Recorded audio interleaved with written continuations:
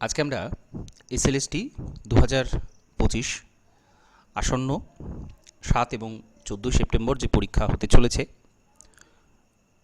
সেই পরীক্ষাতে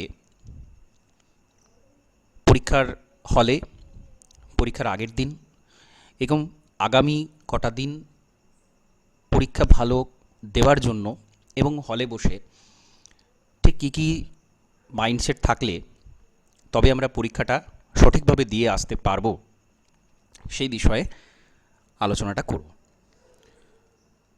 তো বেশ কিছু সেগমেন্টে আমরা বিষয়টাকে ভাঙতে পারি। প্রথমত আমরা পরীক্ষাটা যখন দেব পরীক্ষাটা কিভাবে দেব এর মধ্যে অনেক কিছু বিষয় আছে।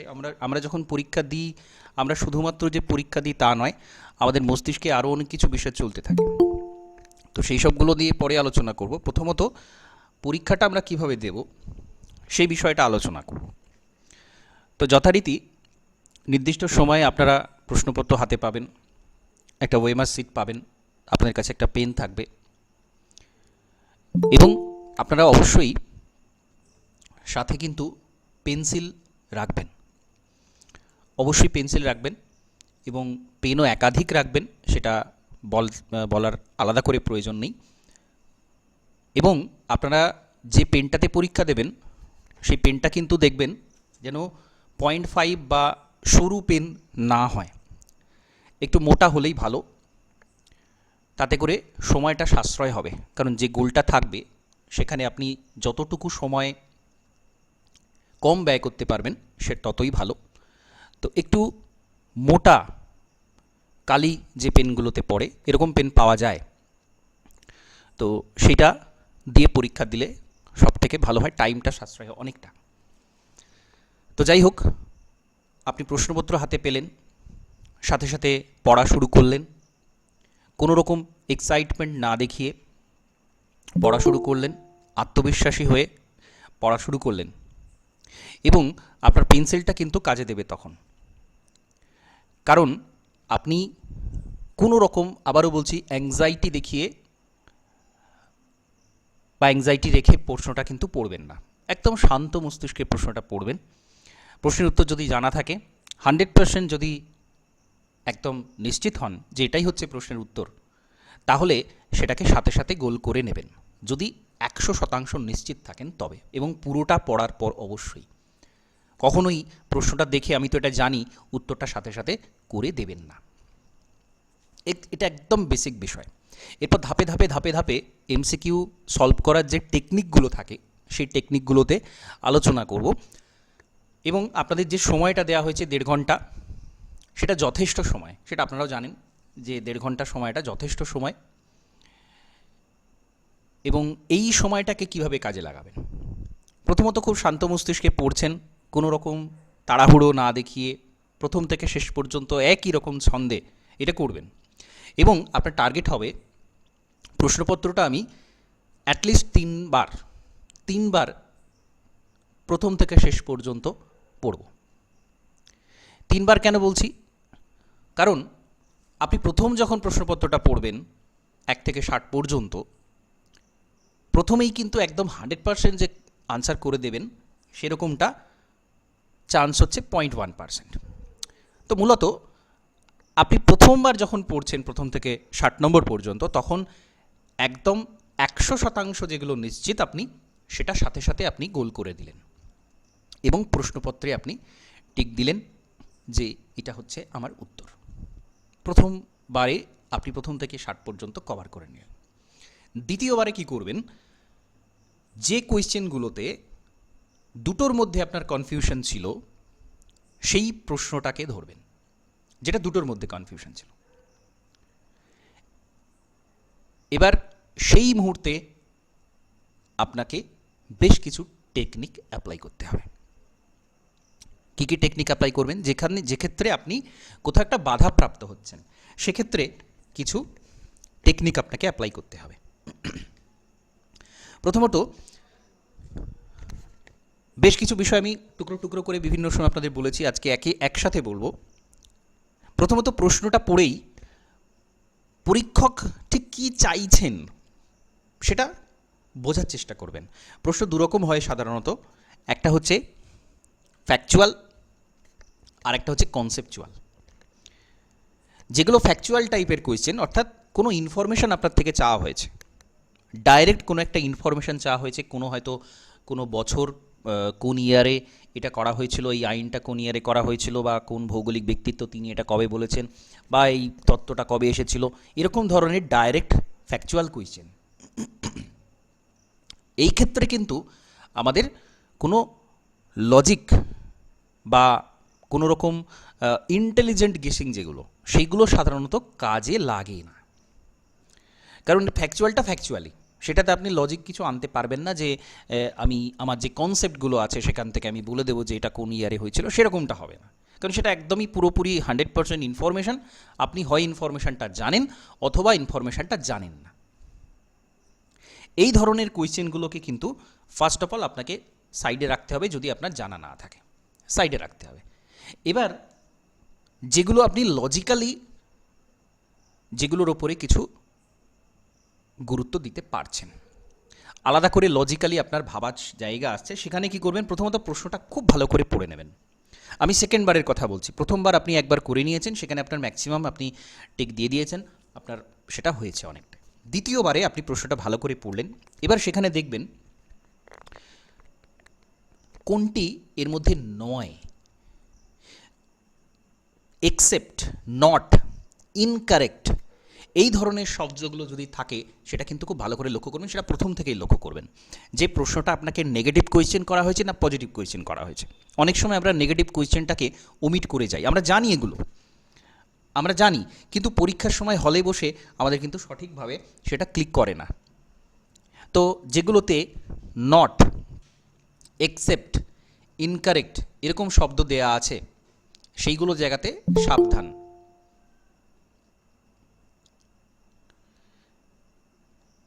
নট, এক্সেপ্ট, ইনকারেক্ট, এই ধরনের। আচ্ছা, আমি এখানে ইংলিশ ভার্সানগুলোই লিখছি। এবার আপনাদের আর একটা বিষয় খুব গুরুত্বপূর্ণ, যে অনেক সময় দেখবেন বাংলা ভার্সানের যে কোয়েশ্চেনটা, সেখানে কিন্তু আমরা অনেক সময় বুঝতে পারি না, মানে তার ভাষাটা এতই খটোমটো থাকে যে আমাদের পক্ষে সেটা পরিষ্কারভাবে তার সে মানেটা উদ্ধার করাটা খুব সমস্যার হয়ে যায়।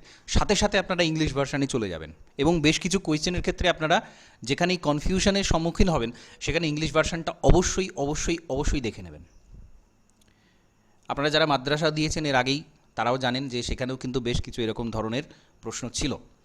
তো যারা ওই ইংলিশ ভার্সানটা দেখেছিলেন তারা কিন্তু সঠিক উত্তরটা সঠিকভাবে করতে পারবেন। তো এটাও একটা গুরুত্বপূর্ণ বিষয় মাথায় রাখার মতো, যে যখনই এরকম কিছু হচ্ছে তখনই কিন্তু আপনারা অবশ্যই ইংলিশ ভার্সানটা একবার চোখ বুলিয়ে নেবেন। প্রশ্নের মধ্যে আপনাকে এই ভালো করে পড়তে বলার কারণ কি, প্রশ্নের মধ্যে কিছু কিওয়ার্ড থাকে। কিওয়ার্ড কোনগুলোকে বলছি, যেই সমস্ত শব্দ দেখে আপনি বুঝতে পারবেন যে পরীক্ষক আপনার থেকে ঠিক কী চাইছে, কী জানতে চাইছে, প্রপার কী জানতে চাইছে। এই বিষয়টাই হচ্ছে পরীক্ষকের মাইন্ড রিড করা। তিনি কী জন্য এটা দিয়েছেন, কেন দিয়েছেন, এইটা যখনই ভাবতে শুরু করবেন তখনই দেখবেন আপনার এলিমিনেশন মেথডটা বেশি করে কাজে লাগছে। এলিমিনেট করে দেয়া, যেটাকে আমি জানি না, ওই যে পেন্সিলটা আপনার হাতে রয়েছে সেটা দিয়ে জাস্ট ক্রস করে দেবেন সেটা, যাতে করে আপনার মস্তিষ্কের মধ্যে ওই ভাবনাটা আর না আসে যে এটা হবে কি না। আপনি সাথে সাথে সেটা কেটে দিলেন, বাকিগুলো নিয়ে আপনি ভাবনা চিন্তা করছেন। দেখবেন আপনার ভাবনা চিন্তা করার বা লজিক্যালি গেস করার যে ব্যাপারটা, সেটা অনেকটা বেশি ভালোভাবে হবে। খুব ভালো করে অপশানগুলো একদম স্ক্যান করে নেবেন, কোনো রকম তাড়াহুড়ো করবেন না। খুব ভালো করে স্ক্যান করে নিলেন অপশানগুলোর মধ্যে, যেটা সাথে সাথে বাদ দেওয়ার সেটা সাথে সাথে বাদ দিয়ে দিলেন, যে এটা তো হবেই না।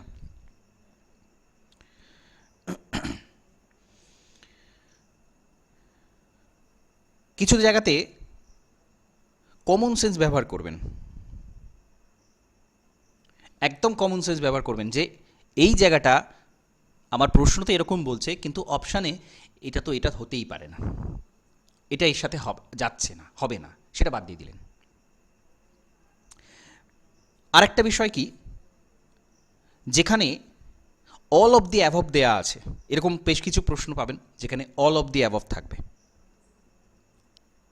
সেই জায়গাতে কিন্তু সাধারণত অল অফ দি অ্যাবাভগুলো সেটাই উত্তর হয়, কিন্তু অপশানগুলো খুব ভালো করে পড়ে নেবেন যে সেখানে কোনো একটাতে কোনো কিছু গণ্ডগোল আছে কি নেই। যদি থাকে তাহলে অবশ্যই তাহলে উত্তরটা আলাদা, কিন্তু সাধারণত প্রবণতা বেশি থাকে যে যেগুলো অল অফ দি অ্যাবাভ থাকে সেইগুলো উত্তর হয়। আবারও বলছি, খুব ভালো করে পড়ে নিয়ে করবেন, কিন্তু শেষমেশ যখন আপনাকে একটা টিক দিতেই হচ্ছে, আপনি দুটোর মধ্যে কনফিউজড হয়ে গেছেন এতটাই বেশি যে আপনার আসছে না কিছু, তখন কিন্তু আপনাকে এই ভাবনাটা ভাবতে হবে।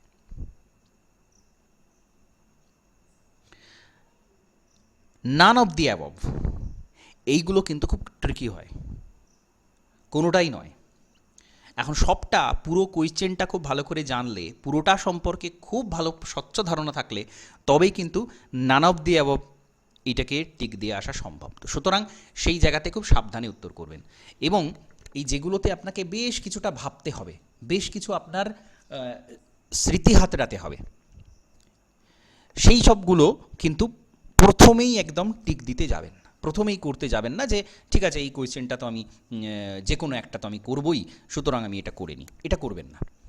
খুব ধীরে ধীরে ধীরে ধীরে গোবেন, দেখবেন আস্তে আস্তে আস্তে আস্তে জিনিসগুলো কি হয়, আমরা ওই যে প্রথমবার একবার পড়ে ফেলেছি প্রথম থেকে শেষ পর্যন্ত, আমাদের অবচেতন মনে সেই না পাওয়া উত্তরগুলো কিন্তু আমাদের মস্তিষ্কের মধ্যে একটা সেই নিউরনগুলোর মধ্যে খোঁজা শুরু হয়ে যায় যে কোথায় আছে এর সম্পর্কে ইনফরমেশানটা কোথায় আছে।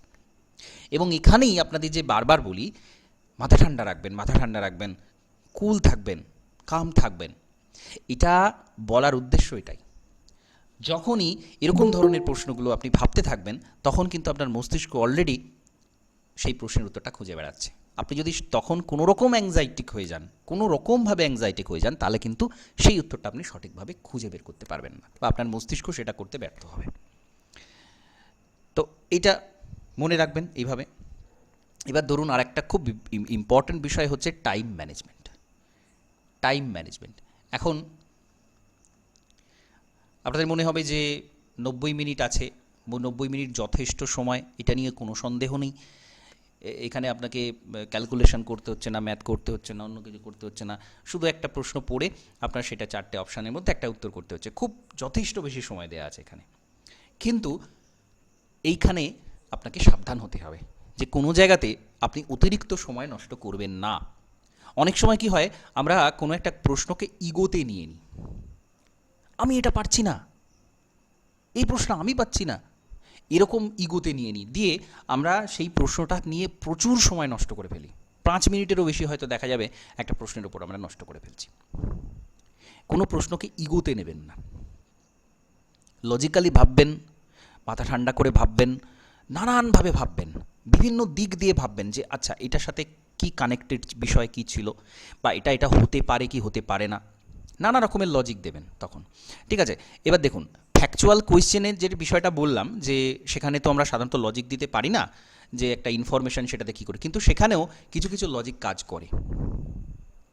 ধরুন আপনি জানেন যে কন্টিনেন্টাল ড্রিফট, এর উপর বেস করে পরবর্তীকালে সি ফ্লোর স্প্রেডিং বা প্লেট টেকটনিক এইগুলো এসেছে। সুতরাং আপনার যখন সালগুলো দেওয়া আছে, তাহলে নিশ্চয়ই কন্টিনেন্টাল ড্রিফটটাকে আগে, সেই সালটা অবশ্যই আগে হবে।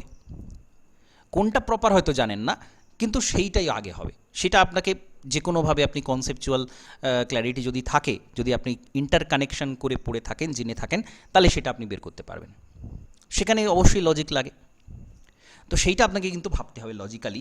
আপনি যতটুকু যা জ্ঞান সঞ্চয় করেছেন এতদিনের মধ্যে, যতটুকু যা প্র্যাকটিস করেছেন, যতটুকু জেনেছেন, সেই জানার মধ্য থেকে আপনাকে ফ্যাকচুয়াল কোয়েশ্চেনেতেও কিন্তু লজিক দিতে হবে। এবং বারবার আপনি চেষ্টা করবেন সেই মুহূর্তে যখন প্রশ্নের উত্তর আপনি জানেন না, পরীক্ষকের মাইন্ডটা রিড করা। এবং অপশানগুলো এমনভাবে সাজানো থাকে না, অপশানগুলো খুব সায়েন্টিফিক্যালি, মনোবৈজ্ঞানিকভাবে সাজানো থাকে অপশানগুলো। খুব ট্রিকি কোয়েশ্চেনের প্রশ্নের উত্তরে অপশান এতেই দেওয়া থাকে, খুব যদি যখন ট্রিকি কোয়েশ্চেন হয়। এরকম বিভিন্নভাবে প্রশ্নকে অর্গানাইজড করে নানা রকমভাবে সাজানো থাকে।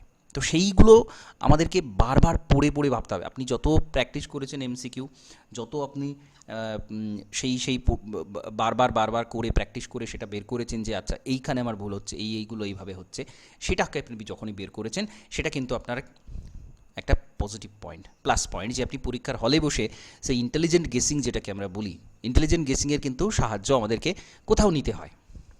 আমাদের যদি এগিয়ে থাকতে হয়, বাকিদের থেকে অনেকটা এগিয়ে থাকতে হয়, তাহলে ইন্টেলিজেন্ট গেসিং আমাদের করতে হবে। কারণ কিছু কোয়েশ্চেন এমন থাকবে যেগুলো আমাকে হলে বসে সলভ করতেই হবে।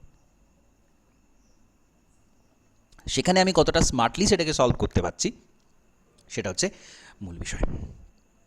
তো যে প্রশ্নটা তাহলে আমরা নানান দিক দিয়ে লজিক অবশ্যই সেটাকে ব্যবহার করব, কিন্তু সেটা 3 নম্বর ধাপে। দ্বিতীয় ধাপে আমরা কোনগুলো নিয়ে ভাবছি না, যে দুটোর মধ্যে যেগুলোতে কনফিউশন, বাকি দুটো তো একদম 100% হবে না, এলিমিনেট করে দিয়েছি, কিন্তু দুটোর মধ্যে আমার কনফিউশন হচ্ছে 50-50 চান্স, সেইটা আমি দ্বিতীয়বার যখন পড়ছি প্রথম থেকে শেষ পর্যন্ত তখন আমি সলভ করছি। তাহলে সেটা আমি সেখানে অবশ্যই বেশ কিছু লজিক দিয়ে নানারকমভাবে ভাবনা চিন্তা করে পরীক্ষকের মাইন্ড রিড করা হোক, বা কিছু শব্দ, এমন কিছু শব্দ ব্যবহার করা থাকে যে সেইগুলো দেখলে আমরা বলে দিতে পারবো যে এইটা এর উত্তর হবে না। তো সেইগুলো আমাদেরকে খুঁজে বের করতে হবে। আচ্ছা, প্রিভিয়াস ইয়ারের যে কোয়েশ্চেন ছিল, প্রিভিয়াস ইয়ারের কোয়েশ্চেন দেখলে আমরা কিছুটা গেস করতে পারবো, যদিও বহুদিন আগে পরীক্ষা হয়ে গেছে, একদম পুরোপুরি সেটার মধ্যে মিল পাওয়া যেরকম নয়। মাদ্রাসার কোয়েশ্চেনটা কিন্তু আপনারা অবশ্যই দেখবেন, এই 2-3 দিনের মধ্যে মাদ্রাসার কোয়েশ্চেনটা অবশ্যই দেখবেন। সেইটা এবং তার আশপাশে যেসব জিনিসপত্রগুলো রয়েছে, বা সেই যে প্রশ্ন আমি যেটা বলছি সেটাকে অ্যাজ আ মক টেস্ট হিসেবে দেখবেন, অ্যাজ আ মক টেস্ট। আপনি তো আগে দেখেছেন, মাঝে মধ্যে দেখেন, কিন্তু সেটাকে একটা মক টেস্ট হিসেবে দিন মাদ্রাসার কোয়েশ্চেনটা। তাতে করে কি হবে, আমি যে যা সমস্ত বিষয়গুলো বললাম, বা সেটাকে একদম মানে পরীক্ষার মতো করে যখন দেবেন, তখন বুঝতে পারবেন যে এই জিনিসগুলো কতটা ইম্পর্টেন্ট, এবং আমি যেগুলো বলছি সেগুলো আপনার প্রপার সেইভাবে কাজে লাগাতে পারছেন কিনা সেই জিনিসগুলো। ঠিক আছে, তাহলে সেটা সব থেকে ভালো হবে, কারণ এটা সাম্প্রতিক হয়ে গেছে, এই স্ট্যান্ডার্ডের কোয়েশ্চেন সব থেকে বেস্ট অপশান হবে এটা করা। তো এটা হলো সেই প্যাটার্ন, সেই পোর্শনগুলো, সেই কোন জায়গাগুলো থেকে প্রশ্ন এসেছে, আপনার ভাবনা চিন্তার মাধ্যম, সেইগুলো দিয়ে কিন্তু অনেকটা কাজ করবে। এবং ঠিক পরীক্ষার হলে যে মনোবৈজ্ঞানিক ব্যাপারটা আপনার মধ্যে থাকবে, আপনি যদি প্রপার টাইমিংয়ে, আপনি ঠিক 12টার সময় বসলেন মাদ্রাসার কোয়েশ্চেনটা নিয়ে, 12টা থেকে 1:30টার মধ্যে আপনি মাদ্রাসার কোয়েশ্চেনটা সলভ করলেন, এবং ঠিক যেভাবে বললাম, এবং ঠিক পরীক্ষা মনে করে সলভ করবেন, মাঝে উঠবেন না, হ্যাঁ, সিচুয়েশানটা সেরকম রাখবেন, বসে টেবিল চেয়ারে চেষ্টা করবেন বসে সেভাবে পরীক্ষাটা দেওয়ার, যাতে কোনো আদার্স ডিস্টার্বেন্স না থাকে সেভাবে পরীক্ষাটা দেওয়ার। তাহলে কী হবে, আপনি যে কিছুদিন পরে যেটা ফাইনাল এক্সাম দিতে যাচ্ছেন, ঠিক সেই সিচুয়েশান, সেই টাইমিং, সেইভাবে আপনি কিন্তু একটা অভ্যাস করে ফেলছেন। তাহলে পরীক্ষার হলে গিয়ে আপনি সেটা রিপিটেশন করতে পারবেন, আপনার যে পজিটিভিটি যেগুলো থাকবে সেই দিন সেটাকে রিপিট করতে পারবেন, এবং যে ভুলগুলো সেটা শুধরে নিতে পারবেন। তো এটা একটা বিষয়। আর কি,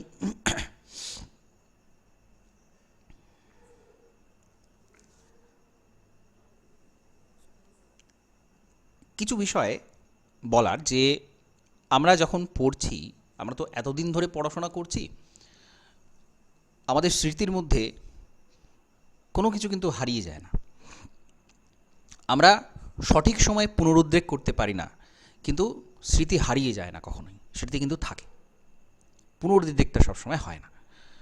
পরে আমাদের মনে পড়ে, তার মানে কি সেটা মস্তিষ্ক থেকে তো বেরিয়ে যায়নি, মস্তিষ্কে আছে, কিন্তু সঠিক সময়ে পুনরুদ্রেক, এই বিষয়টা করতে গেলে আমাদেরকে অনেক সময় কিছু ফিলিংসের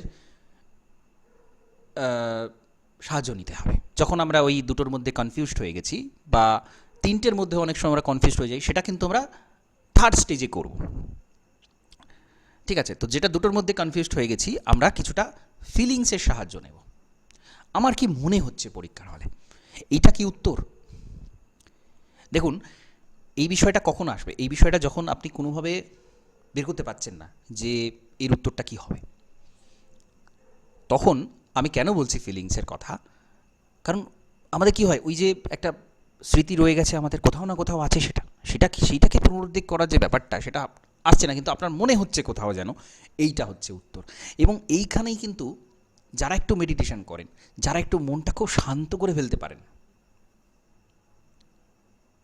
তারা কিন্তু সেই জায়গাতে একটা গেসিংয়ের অ্যাডভান্টেজ পেয়ে যাবেন। এবং এটা হবে, এটা প্রত্যেকের ক্ষেত্রে হবে যদি যদি আপনারা খুব শান্ত মস্তিষ্কে পরীক্ষাটা দিতে পারেন, খুব শান্ত হয়ে। এটা বারবার আমি কথাটা আপনাদের আজ থেকে নয়, বহুদিন আগে থেকে বারবার একটা কথা বলি যে মাথাটাকে একদম শান্ত রাখবেন, কোনো রকমভাবে যেন ডিস্টারবেন্স না হয় আপনার মনের মধ্যে, বাইরে যা খুশি হোক আপনার মনের মধ্যে যেন কোনো রকম ডিস্টারবেন্স না হয়। মনটা একদম শান্ত, একেবারে শান্ত সমুদ্রের মতো, কোনো রকম ঢেউ নেই, কোনো রকম তরঙ্গ নেই। তখনই কি হয়, আমাদের ওই যে স্মৃতিগুলো সেইগুলো আমাদের তখন কাজ করা শুরু করে দেয়। আপনি এত বছর ধরে পড়াশোনা করছেন, এত দিনের এত পরিশ্রম, কত না পরিশ্রম করেছেন আপনি, আপনাকে ওইটুকু সময় যদি আপনি সঠিকভাবে কাটিয়ে আসতে পারেন তাহলে আপনি জিতে গেলেন, এতদিনের পরিশ্রম সার্থক। সুতরাং এই মন্ত্রটা সবসময় মনের মধ্যে জপতে থাকবেন যে আমি যেন শান্ত থাকতে পারি পরীক্ষা। আমি কতটা প্রিপারেশন নিয়েছি, কি করেছি না করেছি সেগুলো আর কোথাও ম্যাটার করবে না।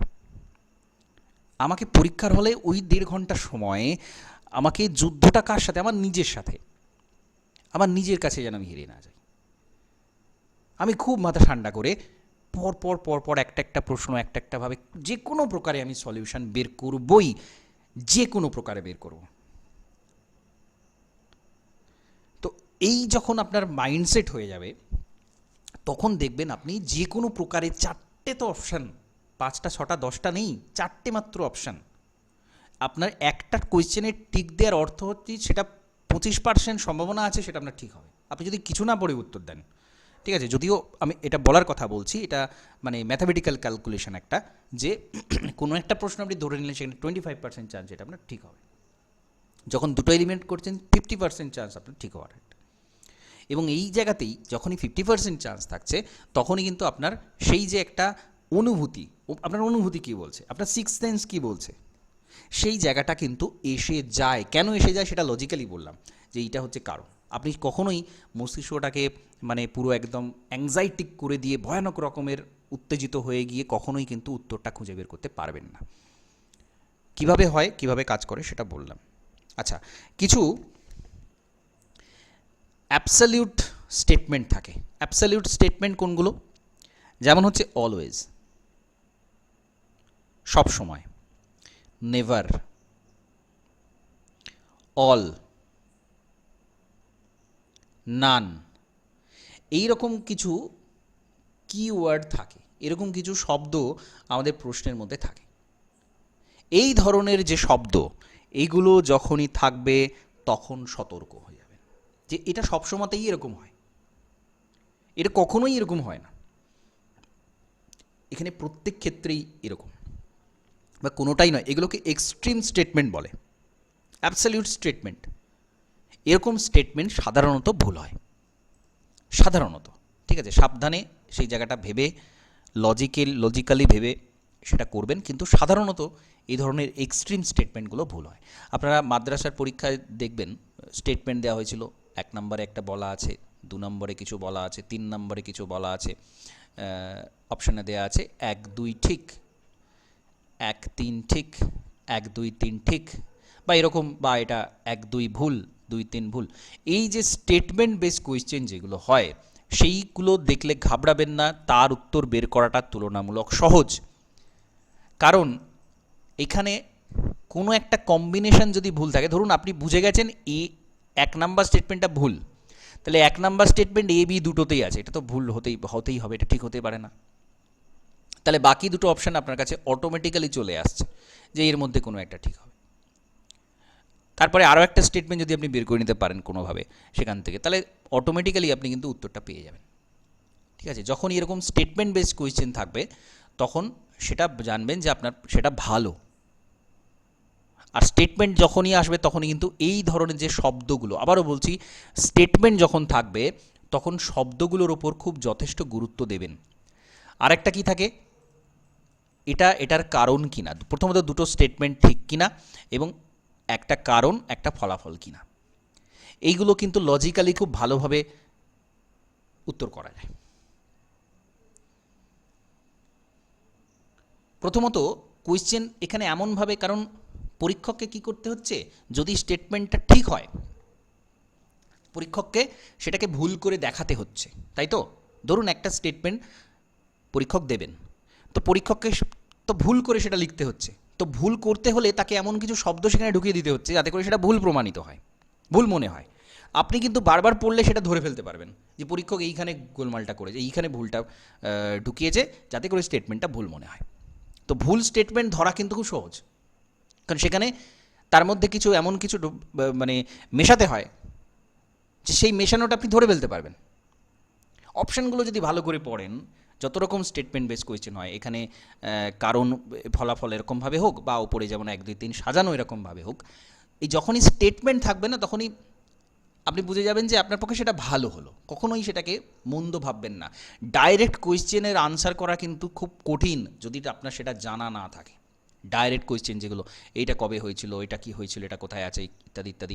কিন্তু যখনই এরকম স্টেটমেন্ট দেয়া থাকবে, স্টেটমেন্টের ভেতর থেকে তার শব্দের যে বাঁধন, সেইটা দেখে আপনি বুঝে ফেলতে পারবেন যে স্টেটমেন্টটা ঠিক কি ভুল। তারপরে সেটা কারণ কি ফলাফল কি না সেটা তো আপনি পড়লেই বুঝতে পারবেন যে এটার ফলে এটা হচ্ছে নাকি এটার ফলে এটা হচ্ছে না, সেটা তো আপনি এমনি বুঝে ফেলতে পারবেন যদি দুটো ভালো করে পড়েন। এটা যে কোনো সাবজেক্টের লোক নয়, সেও বলে দিতে পারবে যে এটা এটার কারণ ফলাফল কিনা। সুতরাং এই ধরনের প্রশ্নগুলো কিন্তু যতটা আপনি কনসেন্ট্রেট করে পড়বেন, প্রত্যেকটা শব্দের সাথে ভাববেন, প্রত্যেকটা শব্দ ভেঙে ভেঙে ভাববেন, তখনই কিন্তু দেখবেন আপনার সামনে উত্তরটা চলে আসছে। ঠিক আছে, এগুলো মাথায় রাখবেন। একটা কোয়েশ্চেনকে না আপনাকে, আপনি কি ভাবছেন শুধু বোধহয় আমি যা পড়েছি, আমি যা এতদিনের আপনার যা সঞ্চয়, আমি শুধু সেটার উপর বসে পরীক্ষা দেবো, না, কখনোই নয়। আপনার সাধারণ বুদ্ধি, আপনার উপস্থিত বুদ্ধি, বেশ কিছু ট্রিক, বেশ কিছু মানে এমন কিছু মনোবৈজ্ঞানিক বিষয়, সেগুলো কিন্তু আপনাকে অনেকটা সাহায্য করবে পরীক্ষাতে। তাহলে এইগুলো মাথায় রাখছেন। শব্দগুলো, এটা যদিও খুব সহজেই ধরে ফেলা যায়, এমন কিছু এমনভাবে বলা থাকে যে পরিষ্কার বোঝা যায় যে সেটা একদমই ভুল বলা আছে। সুতরাং সেটা সেটা খুব সহজে আপনার বের করে নিতে পারছি, এরকম বিষয়। আচ্ছা, কিছু সায়েন্টিফিক বিষয় যেগুলো থাকে, সায়েন্টিফিক বিষয় কিন্তু কখনোই পুরোপুরি ভুল হয় না।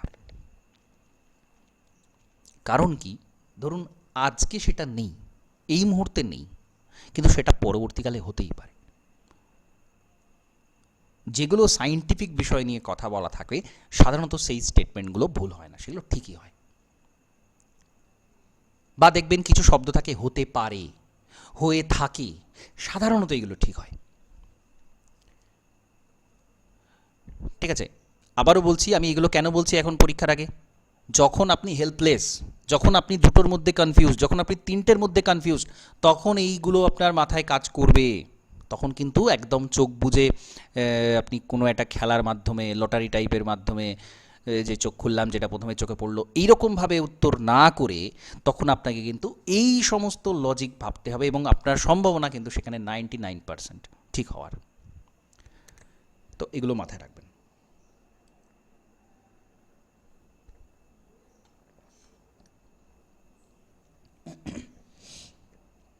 তাহলে এই এই কয়েকটা বিষয়। আর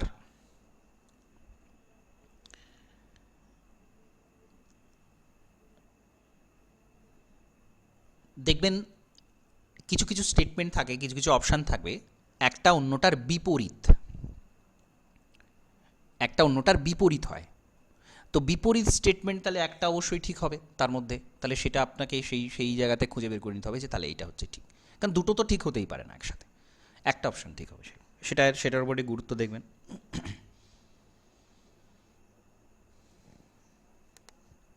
আচ্ছা, যখন আপনাকে উত্তর পরিবর্তন করতে হচ্ছে, এইটা কিন্তু একটা মানে খুব গুরুত্বপূর্ণ বিষয়, যে প্রথমে আপনার একটা মনে হচ্ছিল, পরবর্তীকালে আবার অন্যটা মনে হচ্ছে।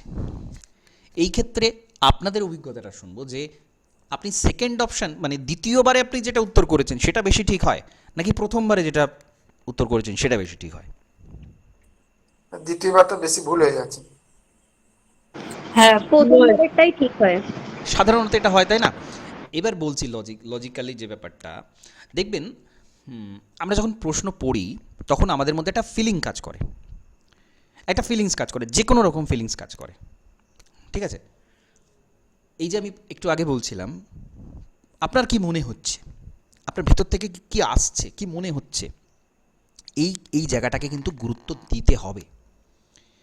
এই যে প্রথমবার দ্বিতীয়বারের ব্যাপারটা বললাম এই কারণে, এটা কমপ্লিট একটা মনোবৈজ্ঞানিক ব্যাপার যে আমরা প্রথমে কি করে, সাধারণত সাধারণত আমি আবারও বলছি, কিছু এক্সেপশন অবশ্যই থাকে, সাধারণত প্রথমে আমরা যেটা ধরি সেটাকে আমরা সাধারণত ঠিক করে আসি। তার কারণই হচ্ছে এটা যে আমাদের মধ্যে কিন্তু একটা কোথাও সিক্স সেন্স কাজ করে,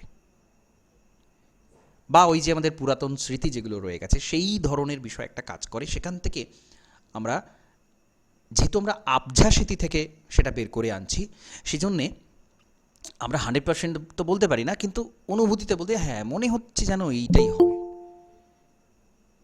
যেহেতু আমাদের এটা ওইভাবে আমরা উদ্রেক করছি। কিন্তু এইখানে আপনাকে গুরুত্ব দিতে হবেই। আবারও বলছি, আপনারা সেই কবে থেকে পড়াশোনা করছেন, কত দিন ধরে কত পরিশ্রম করেছেন, আপনাদের স্মৃতিতে কোথাও না কোথাও কিছু না কিছু আছেই। এটা ভালো করে বিশ্বাস করুন, এটা নিজেকে বিশ্বাস করুন, নিজের ওপরে বিশ্বাস রাখুন। এই মুহূর্তে আপনি কতটা পড়েছেন, কতটা বাকি আছে সেটা নিয়ে কোনো রকম অ্যাংজাইটি রাখবেন না। কেন রাখবেন না, তার কারণ হচ্ছে এটা, আমি পুরোপুরি লজিক্যালি বলছি, যে কারণ হচ্ছে এইটা, আপনার আছে সবই, সবই আছে আপনার, শুধু আপনাকে উদ্রেক করতে হবে, পুনরুদ্রেক করতে হবে, কিছু ইন্টেলিজেন্ট গেসিং করতে হবে, কিছু পরীক্ষার হলে লজিক্যালি ভাবনা চিন্তা করার মতো মস্তিষ্কটাকে শূন্য রাখতে হবে, তাহলেই দেখবেন আপনি সেটা বের করতে পারছেন।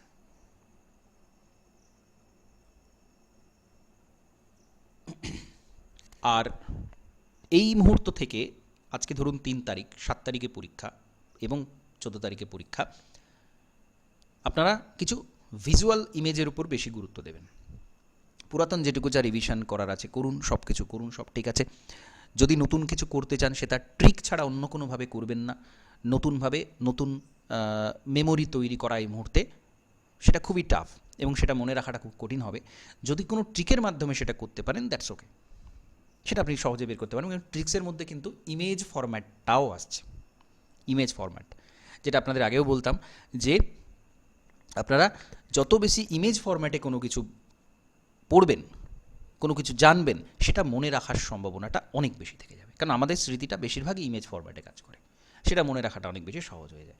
আমরা যখনই কোনো কিছু ম্যাপের মধ্যে লোকেট করে নিই বা কোনো কিছু দেখি, কারণ কি সেটা বিমূর্ত বিষয়টা আমাদের কাছে মূর্ত হয়ে যাচ্ছে, যেটা আমরা কল্পনা করতে হচ্ছিল সেটা আমরা চোখের সামনে দেখতে পাচ্ছি। ভিজুয়াল ফর্মে আমরা এই কারণে বেশি ভালোভাবে মনে রাখতে পারি।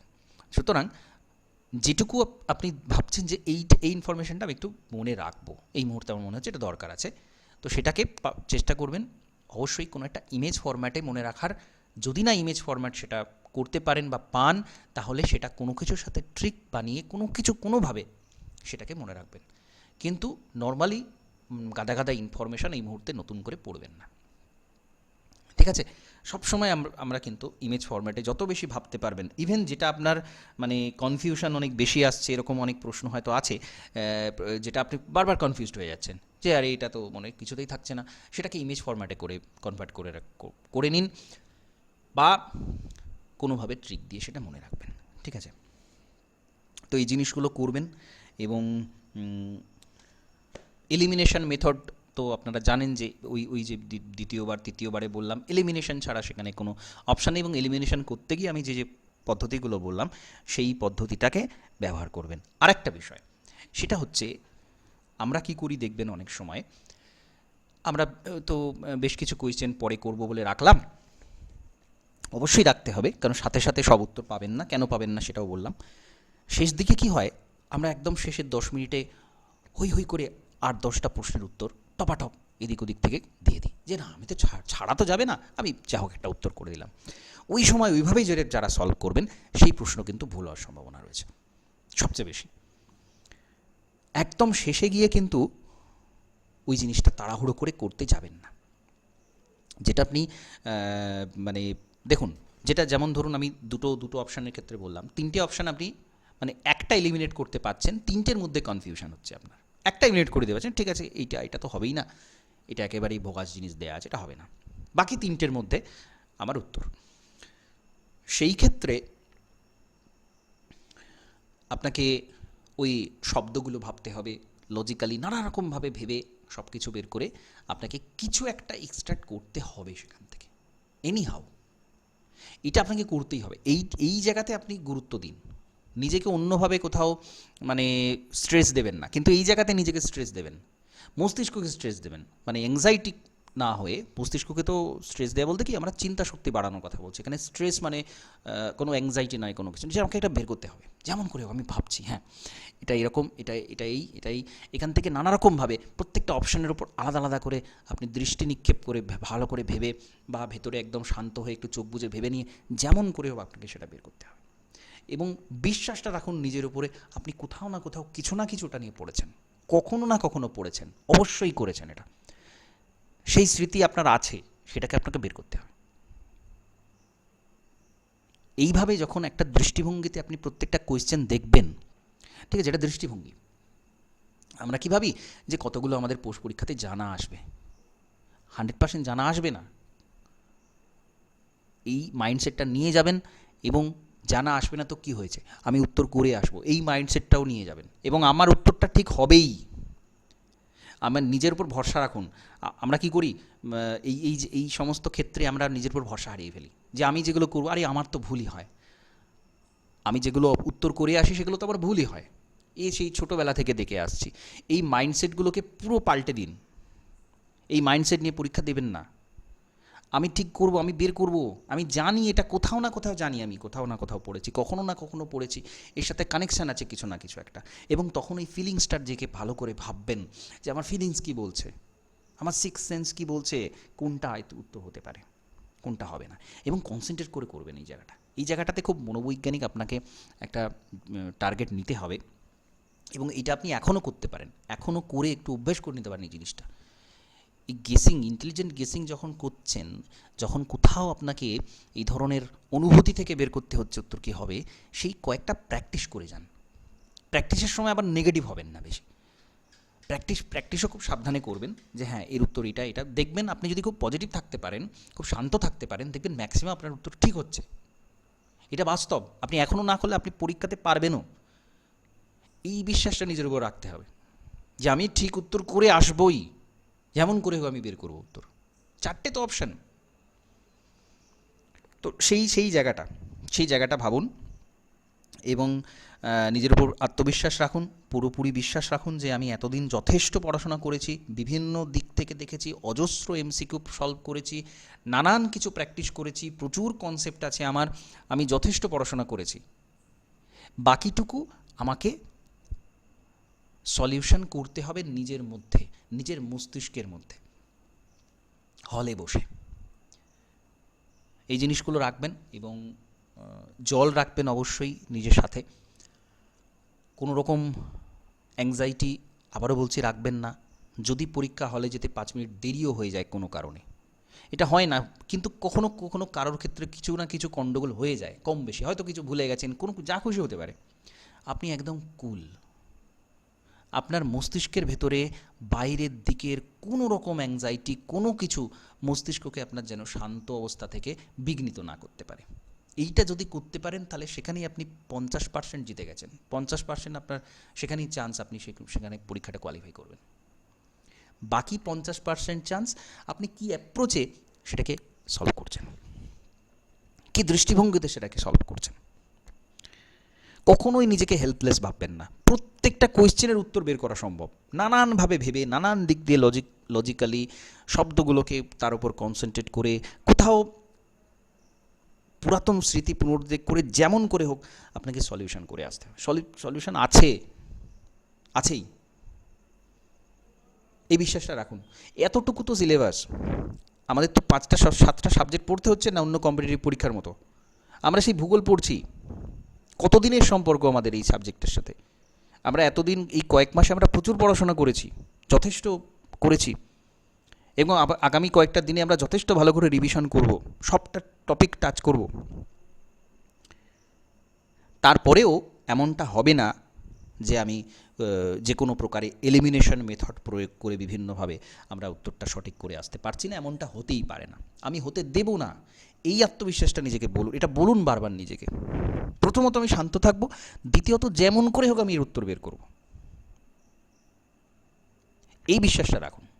বাকি বাহ্যিক দিকগুলো ঠিক রাখবেন, ওই পেনগুলো ঠিকঠাক আছে কি না সেটা দেখা, হ্যাঁ গোল করার সময়তে সাবধানে করবেন যেন বাইরের দিকে বেরিয়ে না যায় বা কোনো হয়তো ফাঁক রয়ে গেল, সেটা আপনারা জানেন ওয়েমার সিট কীভাবে ফিল আপ করতে হয়, সেটা সাবধানে করবেন। এবং সেটা খুব বেশি আবার চাপ নিয়ে নেওয়ার প্রয়োজন নেই, নর্মালি ফিল আপ করতে করতে যাবেন। যেভাবে বললাম, প্রথমে যেগুলো 100% সঠিক সেটা করবেন, মানে দ্বিতীয়বারে যেগুলো দুটো এলিমিনেট করতে পারছেন সেটা করবেন, তৃতীয়বারে যেটা একটা এলিমিনেট করতে পারছেন সেটা করবেন, এবং শেষে যেটা কোনোটাই আপনি কিছু জানেন না, দেখুন নেগেটিভ মার্কিং থাকলে, হ্যাঁ বলবেন, কিছু বলুন, শোভনা কিছু বলবেন? হ্যালো। হ্যাঁ স্যার। হ্যাঁ বলুন। স্যার আমি একটু দেরিতে জয়েন করলাম, ওএমআর সিট নিয়ে কি কিছু বলেছেন? ওয়েমার সিট নিয়ে আমি আলাদা করে কিছু বলিনি, আপনাদের যেগুলো ক্লাসে কম বেশি বলতাম সেগুলো আমি এক এক জায়গায় বলছি, ঠিক আছে? এদিক ওদিক আমি দু একটা যা বলেছি সেটা শুনে নেবেন, আমি খুব বেশি আলাদা কিছু বলিনি, আপনি যখন জয়েন করেছেন তারপরেই ম্যাক্সিমাম জিনিস বলেছি। আচ্ছা স্যার, বলছি যে ওই ওএমআর সিটে নাম আর সারনেমের মাঝখানে কি একটা লাইন গ্যাপ হ্যাঁ হ্যাঁ দেবো? হ্যাঁ, অবশ্যই অবশ্যই অবশ্যই, ওয়েমার সিটের প্রত্যেক মানে নামের ক্ষেত্রে সব কিছু এই জায়গাগুলোতে গ্যাপ থাকে, বা কারো যদি মিডল নেম থাকে, ঠিক আছে, সেগুলোতে গ্যাপ থাকে, গ্যাপ দিতে হয়, ঠিক আছে? আর নতুন করে যদি কোনো ইনস্ট্রাকশন এসে থাকে, নতুন কিছু ওকে স্যার। বা কোনো কিছু যদি কনফিউশন হয়, সাথে সাথে চেষ্টা না করে অবশ্যই যিনি ইনভিজিলেটর থাকবেন তাকে জিজ্ঞাসা করে নেবেন যে স্যার এটা কী করবো বা কোনো কিছু, তারা সেই সংশ্লিষ্ট, তারা যদি নিজেরাও না জেনে থাকেন তাহলে তারা সংশ্লিষ্ট যারা কর্তৃপক্ষ আছেন সেখান থেকে তারা অবশ্যই জানিয়ে দেবেন, ঠিক আছে? তো এগুলো নিয়ে কোনো টেনশন নেওয়ার কিছু নেই, খুব শান্ত মস্তিষ্কে থাকবেন, আপনারা সব কিছু ধীরে ধীরে করবেন, হ্যাঁ কোনো রকম অ্যাংজাইটি এক্সাইটমেন্ট করবেন না, থাকবেন না কোনো রকমভাবে, ঠিক আছে? বারবার বলছি, একটা কথা বলছি আপনাদের, একটাই মন্ত্র, একটাই কথা, নিজেকে শান্ত রাখুন, অভ্যেস করুন, এটা কোনো রকম অ্যাংজাইটি থাকবে না, আপনি হারলেন জিতলেন কোনো কিছু, মানে ওই সময় তো এই সমস্ত কোনো ভাবনা চিন্তারই নেই, আপনি জিতবেন, আপনি অবশ্যই জিতবেন, হারার কথা মাথায় আনবেন না। আমি অনেক পরিশ্রম করেছি, দীর্ঘদিন ধরে করে আসছি, অনেক পরীক্ষাতে আমি হেরেছি অনেকবার, নানানভাবে, এইবারে আমি আর হারবো না, সেটা যেমন করে হোক করবো, কিন্তু এটা অ্যাংজাইটিক নেচার নয়, এটা অ্যাংজাইটিক নেচারে নেবেন না যে হ্যাঁ এটা তো আমায় করতে হবে, প্রচণ্ড টেনসড হয়ে আছেন, এটা একদমই নয়। যতটা শান্ত পারবেন নিজেকে, যতটা পারবেন শান্ত রাখবেন, এবং যেটা বারবার বলছি, প্রত্যেকটা কোয়েশ্চেনের ওপর এতটাই কনসেন্ট্রেট করবেন, এতটাই কনসেন্ট্রেট করবেন, উত্তর অটোমেটিক বেরিয়ে আসবে। এটা লেভেল অফ কনসেন্ট্রেশনের উপর ডিপেন্ড করে, এবং আমাদের পড়াশোনার ক্ষেত্রে বলুন, আমাদের সাফল্য কতটা হবে এটা পুরোপুরি নির্ভর করে কার কনসেন্ট্রেশন লেভেল কতটা। আমাদের মস্তিষ্ক কম বেশি, নার্ভ, আমাদের যে সংখ্যা থাকে বা সমস্ত কিছু সেগুলো সমান থাকে, আমাদের ডিফারেন্সটা হয় কনসেন্ট্রেশন লেভেলে, কমপ্লিটলি। এবং পরীক্ষার হলের ক্ষেত্রেও সেম একই কথা, দেখবেন অনেকে আছে যারা প্রচুর পড়াশোনা করে, প্রচুর প্রচুর প্রচুর, কিন্তু পরীক্ষার হলে গিয়ে তারা গণ্ডগোল করে আসে, একটাই কারণ, অ্যাংজাইটিক নেচার এবং অতিরিক্ত চেপে ফেলা নিজের ওপর, বা বলুন, বা মানে ওভার কনফিডেন্স আমরা যেটাকে বলি, অনেক সময় এটা হয়, আবার লো কনফিডেন্সেও হয়, দুটোই সেম, দুটোই একই রকম কাজ করে। আপনি নিউট্রাল থাকবেন, আমি পেলাম কি পেলাম না, হলো কি হলো না সেটার দিকে আপনি ভুলে যান এসব, এখন এইসব বেশি বেশি মাথায় আসবে, যদি না হয় তখন কি হবে ইত্যাদি ইত্যাদি, কত রকমের ভাবনা চিন্তা, মাথা থেকে সরিয়ে দিন সব, আপনি নিউট্রাল থাকুন, হবে কি হবে না আমি জানি না, আমি 60টা প্রশ্ন সঠিক উত্তর করে আসবো, এইটা আমার মন্ত্র, এইটা আমার লক্ষ্য, আমি 60টা প্রশ্ন পাবো, পরীক্ষাতে হলে বসে 60টা প্রশ্ন আমি ঠিক উত্তর দিয়ে আসবো, ব্যাস, আমার আর কোনো লক্ষ্য নেই, এটা নিজেকে বুঝিয়ে দিন। পেন অবশ্যই কালো নিয়ে যাবেন, ব্ল্যাক বল পয়েন্ট পেন বলাই থাকে, তো সেটা দেবেন, এবং যখন আপনি গোলটা করছেন তখন সেটা যত নাম্বারের কোয়েশ্চেন, 25-এর দাগের, সেটা 25-এর দাগেই পড়ছে কিনা সেটা সাবধান থাকবেন, এরকম করে কিন্তু একটা দুটো ভুল অনেকের ক্ষেত্রে হয় ওই মার্কশিটে ফিল আপের সময়, তাড়াহুড়ো, যে এইটা বসাতে গেল পরেরটাতে পড়ে গেল, যা, তখন আর কিছু করার নেই। আপনি একটাও ছাড়বেন কেন? এত পরিশ্রম, এত কিছু করার পরে আপনি ডিজার্ভ করেন 60টা ঠিক করে আসার। এতদিনে এত কিছু আছে, আপনি 60টাই ঠিক করে আসতে পারবেন। ওই জায়গাগুলো, ওই সিলি মিস্টেকগুলো কোনো রকমভাবে কিছু হয়তো প্রশ্নে হয়তো নট দেয়া আছে, না মানে কোন না বাচক শব্দ একটা আছে, আপনি পজিটিভটা ধরে করে দিয়েছেন কোনো রকমভাবে, এক্সাইটিং। এগুলো বারবার বলছি, সাবধান থাকবেন। এবং কোয়েশ্চেন কঠিন থেকে কঠিনতম আসুক, আপনি মাথা ঠান্ডা রাখবেন, আমি উত্তর করবই যে কোনো প্রকারে। কোয়েশ্চেন যদি সহজও আসে, তখনও প্রত্যেকটা অপশান, প্রত্যেকটা লাইন ঠিক যেমনভাবে আপনার স্ট্র্যাটেজি ছিল, আমি পড়ে আসবো, আমি পড়বো, আমি উত্তর করব, ঠিক সেইভাবে সেই স্ট্র্যাটেজিতে চলবেন যখন প্রশ্ন খুব খুব খুব সহজ আসবে। স্ট্র্যাটেজি চেঞ্জ হবে না। প্রত্যেকটা কোয়েশ্চেন খুব শান্ত মাথায় পড়ে, ধীরে ধীরে পড়ে উত্তর করবেন। এবং যেটা আপনি উত্তর জানেন সেটা সেই জায়গাতে, সঠিক জায়গাতে বসিয়ে সঠিকভাবে ওয়েমারটা ফিল আপ করবেন, এটা আপনার কাজ। তো আপনি এটা ভিজুয়ালাইজ করে নেবেন যে পরীক্ষার হলে আমি গেলাম, আমি কোয়েশ্চেনটা পাবো, আমি ওয়েমার পাবো। প্রথমে ওয়েমারটা খুব ভালো করে শান্ত মাথায় ফিল আপ করবো, আমার অ্যাডমিট কার্ডটা দেখে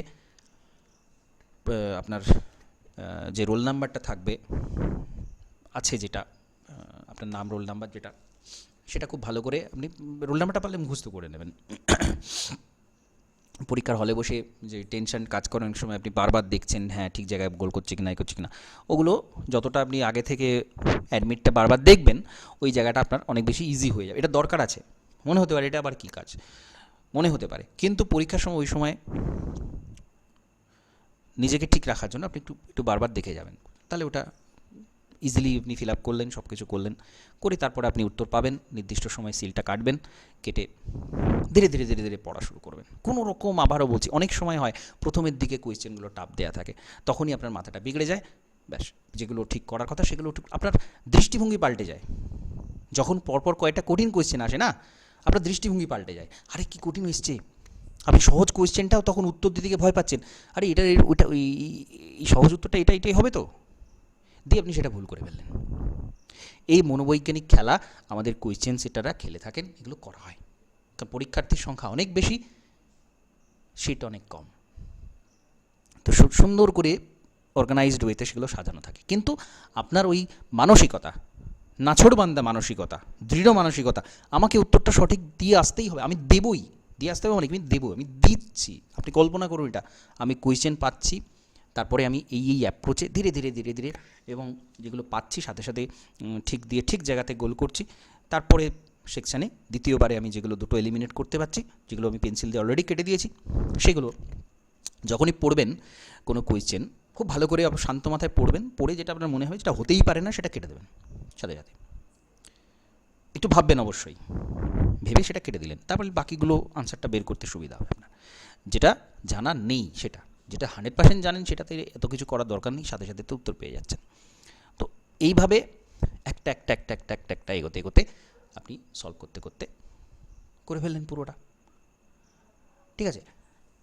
এবং শেষ দিকে আপনি ওই খুব এক্সাইটেড হয়ে গিয়ে শেষের দিকে ওরকম করবেন না, ধীরে ধীরে সলভ করতে করতে করতে করতে যাবেন, এবং দেখে নিলেন তার মধ্যে কোনো একটা বা দুটো বা তিনটে কোয়েশ্চেনের উত্তর খুব বেশি কঠিন মনে হচ্ছে, বা সেটা আমি বের করতে পারছি না, সেটা নিয়ে আগে খুব বেশি টেনসড হবেন না, বাকিগুলো করুন, বাকিগুলো করে সেগুলো দিয়ে ধীরে ধীরে তার মধ্যে যেটা একটু সহজ, মানে যেটা কোথাও মনে হচ্ছে আপনি খুব তাড়াতাড়ি উত্তর করতে পারবেন বাকিগুলোর থেকে, সেটা ধরুন। এভাবে ধীরে ধীরে ধীরে ধীরে স্ট্র্যাটেজিক্যালি আগে থেকে কিছু জিনিস ঠিক করে যাবেন,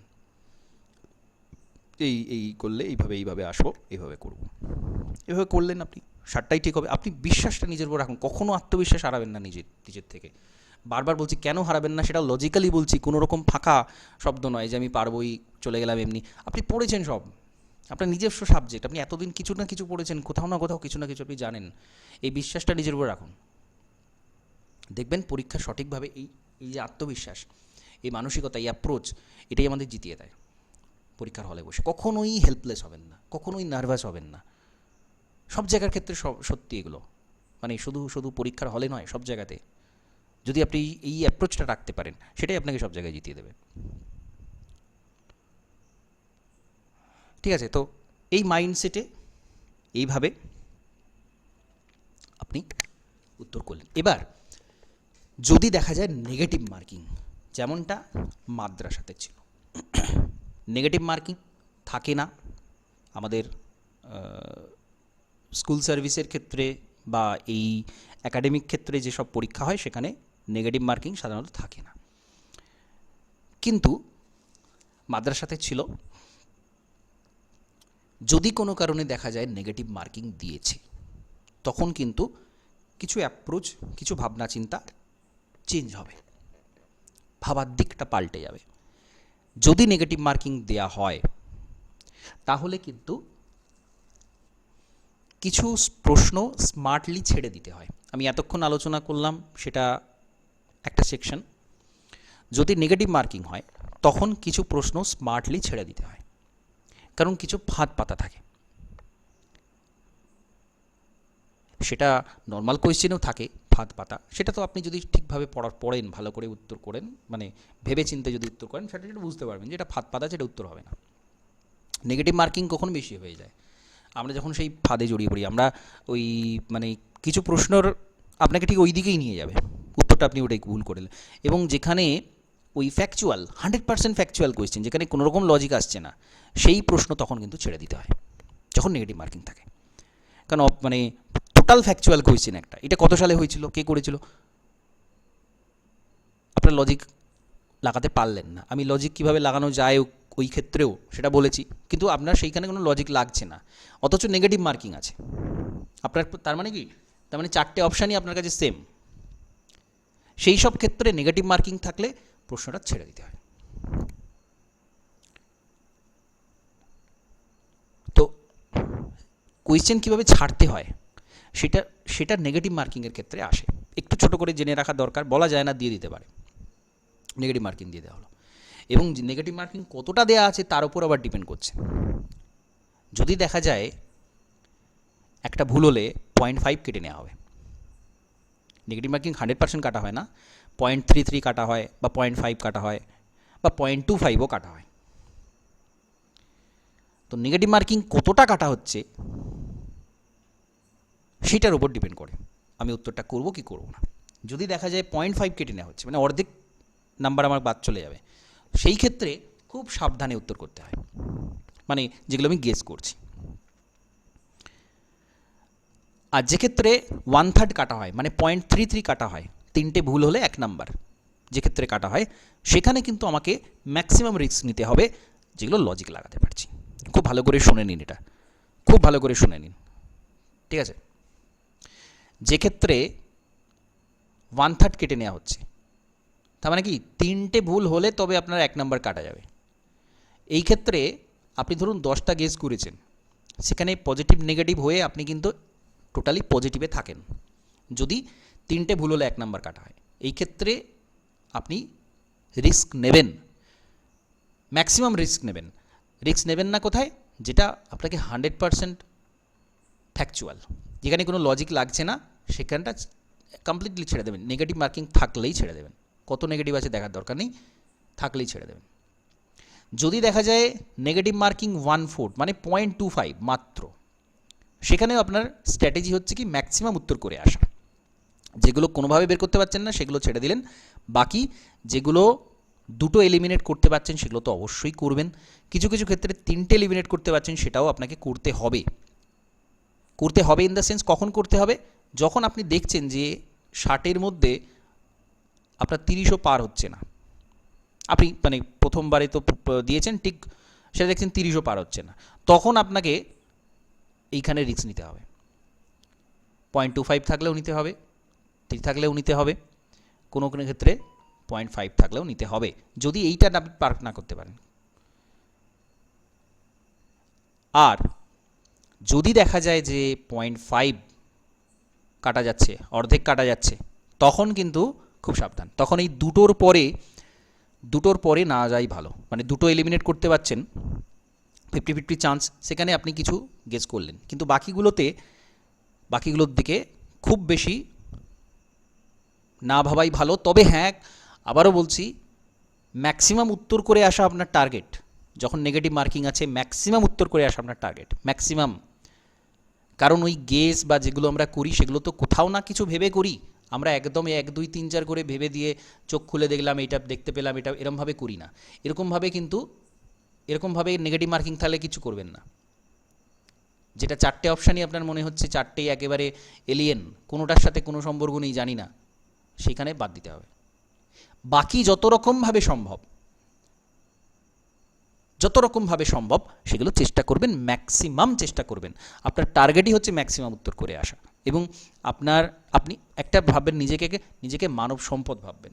আমি একটা হিউম্যান রিসোর্স, আমার যথেষ্ট বৌদ্ধিক দিক আছে, আমার যথেষ্ট ভাবনা চিন্তা করার ক্ষমতা আছে, আমি যথেষ্ট পড়াশোনা এতদিন করেছি, সেখান থেকে আমাকে কিন্তু ম্যাক্সিমাম উত্তর করে আসতে হবে, এটাই আমার টার্গেট। আমি পরীক্ষা দিতেই গেছি এই জন্যে, আমি ছেড়ে আসার জন্য তো পরীক্ষা দিতে যাইনি। আমি পরীক্ষা দিতে গেছি কেন? পাওয়ার জন্য দিতে গেছি। তাহলে ম্যাক্সিমাম আমাকে উত্তর করে আসতে হবে।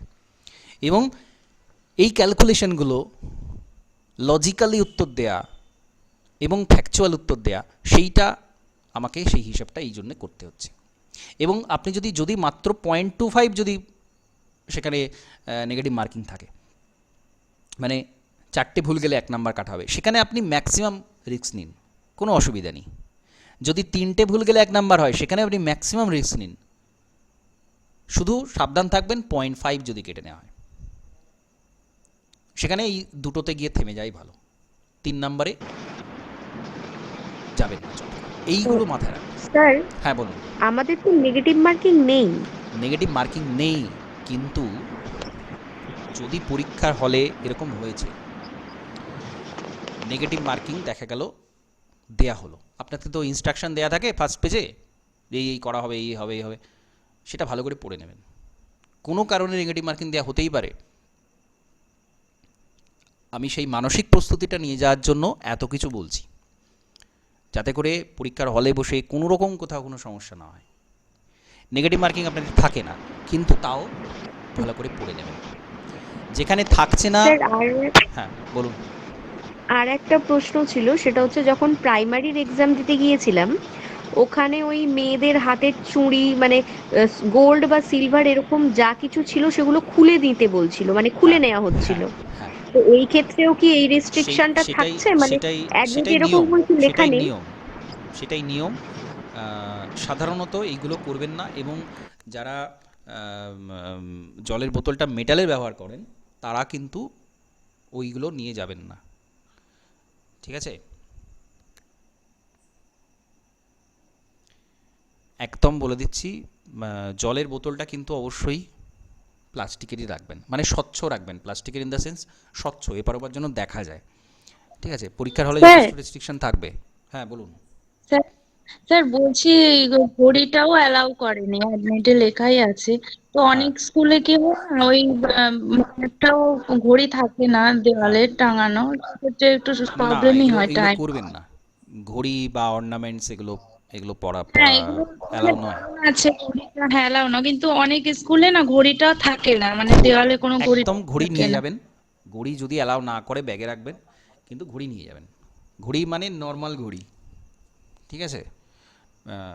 স্মার্ট ওয়াচ তো নিয়ে কেউ যাবেন না, সেটা জানেনই, কিন্তু মানে কিছু থাকে না, মানে নানা রকম টাইপের, সেই সবগুলো নিয়ে যাবেন না। হ্যাঁ, নর্মাল ঘড়ি নিয়ে যাবেন, ঠিক আছে? এবং সেটা যেন মেটালের না হয়, মেটাল অ্যালাউ নয়, ঠিক আছে? এবার কোনো কোনো স্কুল কখনো কখনো করে, এগুলো ডিপেন্ড করে, ভ্যারি করে। তো ঘড়িটা অবশ্যই সাথে রাখবেন, ঘড়িটা মোস্ট ইম্পর্ট্যান্ট একটা জিনিস, ঠিক আছে? অনেক স্কুলেই থাকে না। তো সেটা যদি দেখা যায় যে আপনার রুমটা তো আগে যাবেন, যদি ঘড়ি না থাকে, তাহলে কিন্তু কয়েকজনকে নিয়ে আপনারা সাথে সাথে আপনারা মানে ওটা বলবেন যে কেন এখানে নেই, বা এটার ব্যবস্থা করে দিন আমাদের, যদি না নিতে দেওয়া হয়। সেটা মোস্ট ইম্পর্ট্যান্ট একটা জিনিস, ঠিক আছে? থাকে না, অনেক জায়গাতেই থাকে না, এটা ঠিকই। তো সেটা একটু ভালো করে দেখে নিয়ে সেটা কর্তৃপক্ষকে অবশ্যই জানাবেন, এবং সাথে ঘড়ি রাখবেন, অবশ্যই রাখবেন। স্যার, হ্যাঁ বলুন। স্যার তাহলে নিয়ে যাব আমরা ওই কালো বল পয়েন্ট পেন, অ্যাডমিট, হুম ঘড়ি, জলের বোতল হুম আর ফটো। হ্যাঁ, ফটো আর আইডেন্টিটি প্রুফ। আচ্ছা, আধার বা ভোটার হ্যাঁ কিছু। হ্যাঁ, আইডেন্টিটি প্রুফ অবশ্যই রাখবেন, প্রত্যেকে রাখবেন। এবং 2 কপি ফটো এক্সট্রা অবশ্যই রাখবেন, ঠিক আছে? যেগুলো বলে দেওয়াই থাকে। হ্যাঁ আর ওখানে দেখছিলাম এক জায়গায় বলা যে কোনো সাদা ফাইলে ক্যারি করা যাবে বলছে। হ্যাঁ, যদি স্বচ্ছ হয়, সেটা যে কোনো জিনিস যদি স্বচ্ছ হয় সেটা আপনি সাথে রাখতে পারেন। ঠিক আছে, যদি স্বচ্ছ হয় সেটা সাথে রাখতে পারেন, ট্রান্সপারেন্ট হয় রাখতে পারেন। ঠিক আছে, এবং জলের বোতলটা বারবার বলছি, যারা মেটালের ইউজ করেন তারা কিন্তু ওটা নিয়ে যাবেন না, এপার ওপর দেখা যায় যেন। সেরকম বোতল না হলে আপনি নিয়ে গেলেন, এবার জল খেতে পেলেন না 1.5 ঘন্টা, অসুবিধা হলো, সেটা যেন না হয়। ঠিক আছে, তো খুব বেশি চাপ নেবেন না, আবারও বলছি খুব বেশি চাপ নেবেন না, এই চাপ নেওয়ার জিনিসই নয় এটা। আপনি শুধু যে যা যা কথা বললাম আমি প্রথম থেকে, নেগেটিভের কথাটা আমি বলেছি শেষে, মানে এটাকেই ধরে রাখবেন এরকম নয়। যদি কোনো কারণে আসে তখন এরকম একটা মাইন্ডসেট রাখবেন যে আমি এইভাবে সলভ করব, এবং আপনার উদ্দেশ্যই হচ্ছে ম্যাক্সিমাম আনসার দেওয়া। নেগেটিভ মার্কিং থাকলে, পজিটিভ মানে নেগেটিভ মার্কিং না থাকলে তো আপনি করছেনই 100% আনসার, এবং করার সময় কী কী পদ্ধতি অ্যাপ্লাই করবেন কী করবেন সেটা বললাম। কিন্তু যদি নেগেটিভ থাকে তখন মাইন্ডসেটটা একটু চেঞ্জ করতে হবে, এবং 100% উত্তর করে আসবো সেটা সাধারণত হয় না। ফ্যাকচুয়াল ওই সমস্ত কোয়েশ্চেনের ক্ষেত্রে একটু মাইন্ডসেটটা আলাদা থাকবে, এইটুকুই ব্যাস, আর কিছু নয়। আত্মবিশ্বাস রাখুন, একদম আত্মবিশ্বাস রাখুন নিজের উপরে, শান্ত থাকুন একদম, যতটা সম্ভব, আর যে যতটুকু সময় আছে তার মধ্যে যতটা সম্ভব করবেন। এরকম নয় যে আপনি সব করে ফেলবেন, এর মধ্যে হয় না, সম্ভব নয়। যতটা সম্ভব ততটা করলেন, বাকিটা ছেড়ে দিলেন। ঠিক আছে, এবং আবারও বলছি, যিনি পরীক্ষার হলে নিজেকে সবচেয়ে শান্ত রাখতে পারবেন, সবচেয়ে বেশি প্রথম থেকে শেষ পর্যন্ত একই ছন্দে পরীক্ষা দিতে পারবেন, এবং আগে থেকে কিছু মাইন্ডসেট রাখবেন, তিনি কিন্তু পরীক্ষা এখানে জিতবেন। এখানে ডিপেন্ড করছে না কে কতটা পড়েছে, শুধু সেটার ওপর ডিপেন্ড করছে না কখনোই। এবং কখনোই এটা ভাববেন না যে আমি সব কমন পাবো, এটা কোনো পরীক্ষাতে হয় না 100% কমন হয়ে গেছে, সেটা হয় না। যদি প্রশ্ন সহজ আসে সেটা সবার জন্য সহজ, যদি প্রশ্ন কঠিন আসে সেটা সবার জন্য কঠিন। ধরুন আপনার ব্যাচে কয়েকজন এক্সট্রা অর্ডিনারি আছে, তারা থাক, তাদের জন্য 10, 15টা, 20টা, 50টা সিট তাদের জন্য ব্লক থাক, আমি বাকি সিটগুলো তো আছে। আপনি সুপার ইন্টেলিজেন্সদের কথা ভাববেন না, তারা তাদের সিট ব্লক করে রেখেছে, মিটে গেছে, আমার একটা চাই, বাকি যে 400টা সিট আছে, 500টা, 1000টা আছে, তার মধ্যে আমার একটা চাই, যথেষ্ট। সুতরাং এই খেলাটা এইখান থেকে শুরু হচ্ছে। আপনারা ভালো করে ভাবনা চিন্তার আমাদের ভুল থাকে কোথাও কোথাও, এইখানে খেলাটা শুরু হচ্ছে। ধরুন কিছুজন পেয়ে গেছে, তারা সুপার ইন্টেলিজেন্স, তারা প্রচুর পড়াশোনা করে, তারা শুধু পড়াশোনা করে না, তারা পেয়ে গেছে অলরেডি, এরকম কিছু আছে, এখনই আছে। আর কিছু আছে যেটা ডিসাইড হবে হলে, কিন্তু তাদের ইন্টেলিজেন্স সমান, বা তারা পড়াশোনাটা প্রায় একই লেভেলে করেছে। সেটা কোথায় ডিসিশনটা হবে, কারা পাবে, সেটা অবশ্যই হলে বসে। তাহলে হলটা এই মুহূর্তে থেকে মোস্ট ইম্পর্ট্যান্ট, এবং তার জন্য খেলাটা এখন থেকে শুরু হচ্ছে। আপনি আগের দিন নিজেকে কেমনভাবে রাখবেন, আপনি ভুলেই যাবেন কালকে পরীক্ষা আছে, ভুলে যাবেন ইন দ্য সেন্স, আপনি সব রেডি রাখলেন, আপনি জানেন পরীক্ষা আছে, হ্যাঁ ব্যাস হয়ে গেছে, আর কিছু দরকার নেই। বই খুললে যদি টেনশন লাগে, বই বন্ধ একদম। যদি বারবার মনে হয় ভুলে যাচ্ছি, দরকার নেই মনে করার। আপনি শুধু ভাববেন আমার কাছে 4টে অপশান, 4টে উত্তর, তার মধ্যে একটা উত্তর থাকবে, আমি সেটাকে যেমন করে হোক বের করব, এইটা ভাববেন। এবং মানে কখনোই এরকম ভাববেন না ঘুম হবে কি হবে না, মানে কি হয়, আগের দিনের ঘুমটা এতটা বেশি জরুরি, এটা কিন্তু মোস্ট ইম্পর্ট্যান্ট বিষয়। আমরা কি করি, ওই অ্যাংজাইটির মধ্যে আমাদের এমন অবস্থা হয়, আমরা আর আগের দিন ঘুমোতে পারি না।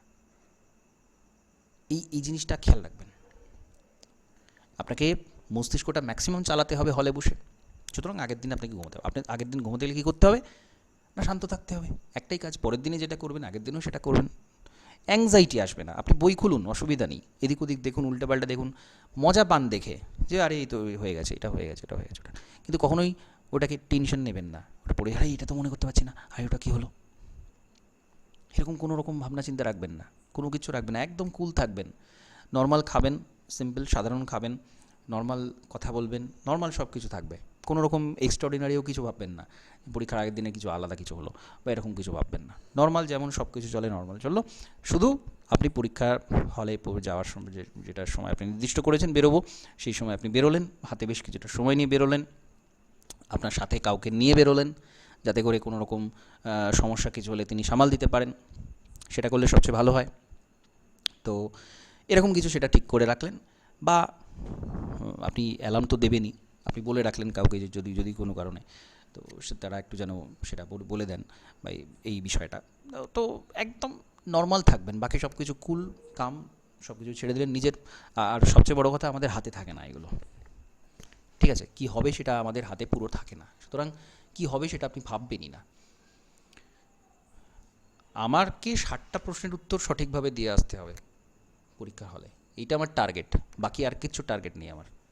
আমি ভুলেই যাব পরীক্ষা দেওয়ার পরেও ভুলে যাব। হ্যাঁ বলুন। স্যার, আমার একটা বিষয়ে খুব কনফিউশন হয়, এই মানের ঊর্ধ্বক্রম আর অধক্রমে সাজানো। স্যার, ঊর্ধ্বক্রমটা বলতে কোনটা বোঝাচ্ছে? মানে অসুবিধা হয় তো, ঊর্ধ্ব, একটু যদি ঊর্ধ্ব মানে ক্লিয়ার কি? করে দিতেন। ঊর্ধ্ব মানে কি? বেশি, হ্যাঁ, উঁচু। উঁচু। তা ঊর্ধ্বে আপনি কোথা থেকে তাকাচ্ছেন? আপনি যখন নিচে আছেন তখন নিচে থেকে উপর দিকে তাকাচ্ছেন, হুম, তাই না? তাহলে নিচে থেকে হ্যাঁ। ওপরে উঠতে হবে। আচ্ছা, আর অধক্রম, তো কম থেকে বেশি দিয়ে যেতে হবে। হ্যাঁ, আপনি উপর দিকে কি করে তাকাবেন? আপনি তারপরে নিচে আছেন না, নিচে থেকে আপনাকে ধাপে ধাপে উপর দিকে হুম উঠতে হুম, হবে। ঊর্ধ্ব ক্রম। হ্যাঁ স্যার। আর অধ মানে নিচে, মানে আপনি ওপরে আছেন, আপনাকে নিচের দিকে তাকাতে হচ্ছে, তাহলে সেখানে আপনাকে ধাপে ধাপে ধাপে ধাপে নেমে আসতে হবে। ঠিক আছে স্যার, থ্যাংক ইউ। ঠিক আছে? আর যেটা বললাম, আপনারা নতুন নতুন বা কোনো কিছু যদি মনে হচ্ছে যে এটা মনে রাখতে হবে বা এটা কনফিউজড হয়ে যাচ্ছি, সেই সব ক্ষেত্রে আপনি ভিজুয়ালাইজেশনের চেষ্টা করবেন, বা সেই ইমেজটা খুঁজবেন, গুগলেও অনেক কিছু পাওয়া যায়, বা তৈরি করে নেবেন ইমেজ, নিজে একটা ছবি এঁকে নেবেন, ঠিক আছে? তো যেমন করে হোক, মানে যেমন করে হোক, আপনার মনে হচ্ছে কোথাও আপনার অনুভূতি থেকে যে এটা আমাকে পড়ে যেতে হবে, এটা আমাকে জানা দরকার আছে, তখন সেটাকে ইমেজ ফরম্যাট করে নেবেন। যেমন ধরুন, এবং সেটা হাস্যকর হলে সেটা একটু ভালো হয়। যেমন ধরুন, একটা নাম আসছে আন্ডারসন।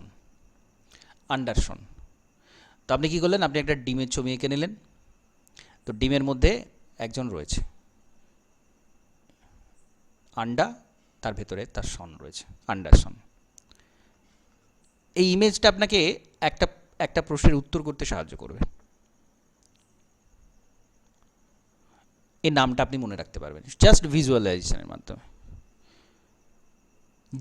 যে কোনো ইনফরমেশান, যা খুশি, যেটা আপনার মনে থাকছে না, কোনোভাবে কনফিউজড হয়ে যাচ্ছেন, মাথা থেকে উড়ে চলে যাচ্ছে, কিন্তু মনে রাখতেই হয়, আপনার মনে হচ্ছে যে হ্যাঁ এটা ইম্পর্টেন্ট হতে পারে, যেমন করে হোক আপনাকে হয় খুঁজে বের করতে হবে কী আছে ইমেজ, নয় আপনাকে ইমেজ তৈরি করে নিতে হবে, যেমন করে হোক।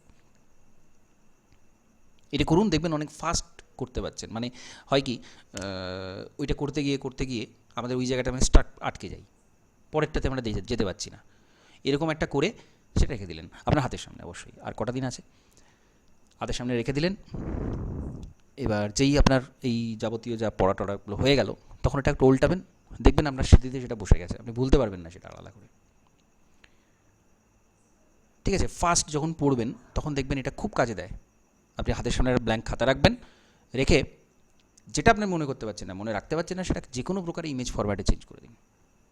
টোটাল ইমেজের একটা আলাদা ল্যাঙ্গুয়েজ থাকে, এবং স্মৃতি যেহেতু আপনার কাছে মূর্ত হয়ে যাচ্ছে, একটা নাম আপনার কাছে বিমূর্ত জিনিস, কোনো একটা নাম, কোনো কিছু ইনফরমেশান, সেটা আপনার কাছে বিমূর্ত, আপনি সেটা দেখেননি, আপনি সেটা সম্পর্কে কোনো কিছু জানেন না। যখনই আপনি সেটাকে ইমেজ ফরম্যাটে কনভার্ট করে দিচ্ছেন, তখন আপনার সামনে সেটা আপনি দেখতে পাচ্ছেন, আপনার চোখের সামনে আপনি ভিজুয়ালাইজ করে নিচ্ছেন সেটা, সেই ভিজুয়াল মেমোরিটা আপনার মাথায় থেকে যাবে, ঠিক আছে? হ্যাঁ বলুন। যদি স্যার ওই মাদ্রাসা আর 9-10 কোশ্চেনটা যদি কারো কাছে থাকে একটু পিডিএফ দিতে ভালো হতো। আমার কাছে 9-10 নেই, তুমি চলে গিয়েছিলাম তো না। মাদ্রাসার কোয়েশ্চেনটা দেবো, আচ্ছা হ্যাঁ ঠিক আছে, মাদ্রাসার কোয়েশ্চেন দিয়ে দেবো। মাদ্রাসার কোয়েশ্চেন দিয়ে দেবো। হ্যাঁ হ্যাঁ, ওটা একটু মক টেস্ট হিসেবে যেরকম বললাম, ঠিক আছে, একটু পরীক্ষা নিরীক্ষা করার জন্য, মানে ওটাতে কত আসছে সেটা দেখে আপনি যেমন স্ট্যান্ডার্ড নির্ণয় করবেন না যে আমার এতটা প্রিপারেশন এতটা নেই, এরকমও নয়। আপনি একটু পরীক্ষা করার জন্য ওটা করুন। হ্যাঁ, পুরোটা দেবেন, পরীক্ষার মতো করে দেবেন, আপনার দুর্বলতাগুলো ওখান থেকে অনেক কিছু বেরিয়ে আসবে। আপনি নিজেকে রিড করতে পারবেন, আপনার মন শান্ত থাকতে রাখতে পারছেন কি না প্রথম থেকে শেষ পর্যন্ত চেষ্টা করুন। এটা সবচেয়ে বেশি ইম্পর্টেন্ট, সবচেয়ে গুরুত্বপূর্ণ এক্সারসাইজ এই মুহূর্তে, আপনি মনটা শান্ত রাখতে পারছেন কিনা প্রথম থেকে শেষ পর্যন্ত। প্রথমে হয়তো থাকলো 15টা 20টা প্রশ্ন উত্তর দেওয়ার পর আপনি দেখবেন আপনার কোথাও অ্যাংজাইটি কাজ করছে। দরকার নেই, একদম নয়। কোনো রকমভাবে পরীক্ষার হলে যখন বেরিয়েও আসবেন তখনও আপনার মধ্যে অ্যাংজাইটি কাজ করবে না। এটাকে অভ্যাস করে ফেলুন। এটা খুব দরকারি জিনিস, খুব খুব দরকারি জিনিস আমাদের প্রতিদিনের চলার ক্ষেত্রে তো বটেই, পরীক্ষা ফলে তো একটা এত বড় ইম্পর্টেন্ট বিষয়, কিন্তু এইটাকে অভ্যাস করে ফেলুন, এটাকে বারবার করুন। আপনার আগামী 2-3 দিনের মধ্যে এটাকে অভ্যাস করুন যে আমি কুল থাকবো, শান্ত থাকবো, যা খুশি হয়ে যায় একদম। দেখবেন আপনার ডিসিশন মেকিংয়ের পাওয়ার কত বেড়ে যায়। এটি কারণ, এটার জন্যই বলছি, ঠিক আছে। স্যার স্যার একটা হ্যাঁ কথা জিজ্ঞেস করবো। হ্যাঁ হ্যাঁ, বলুন বলুন।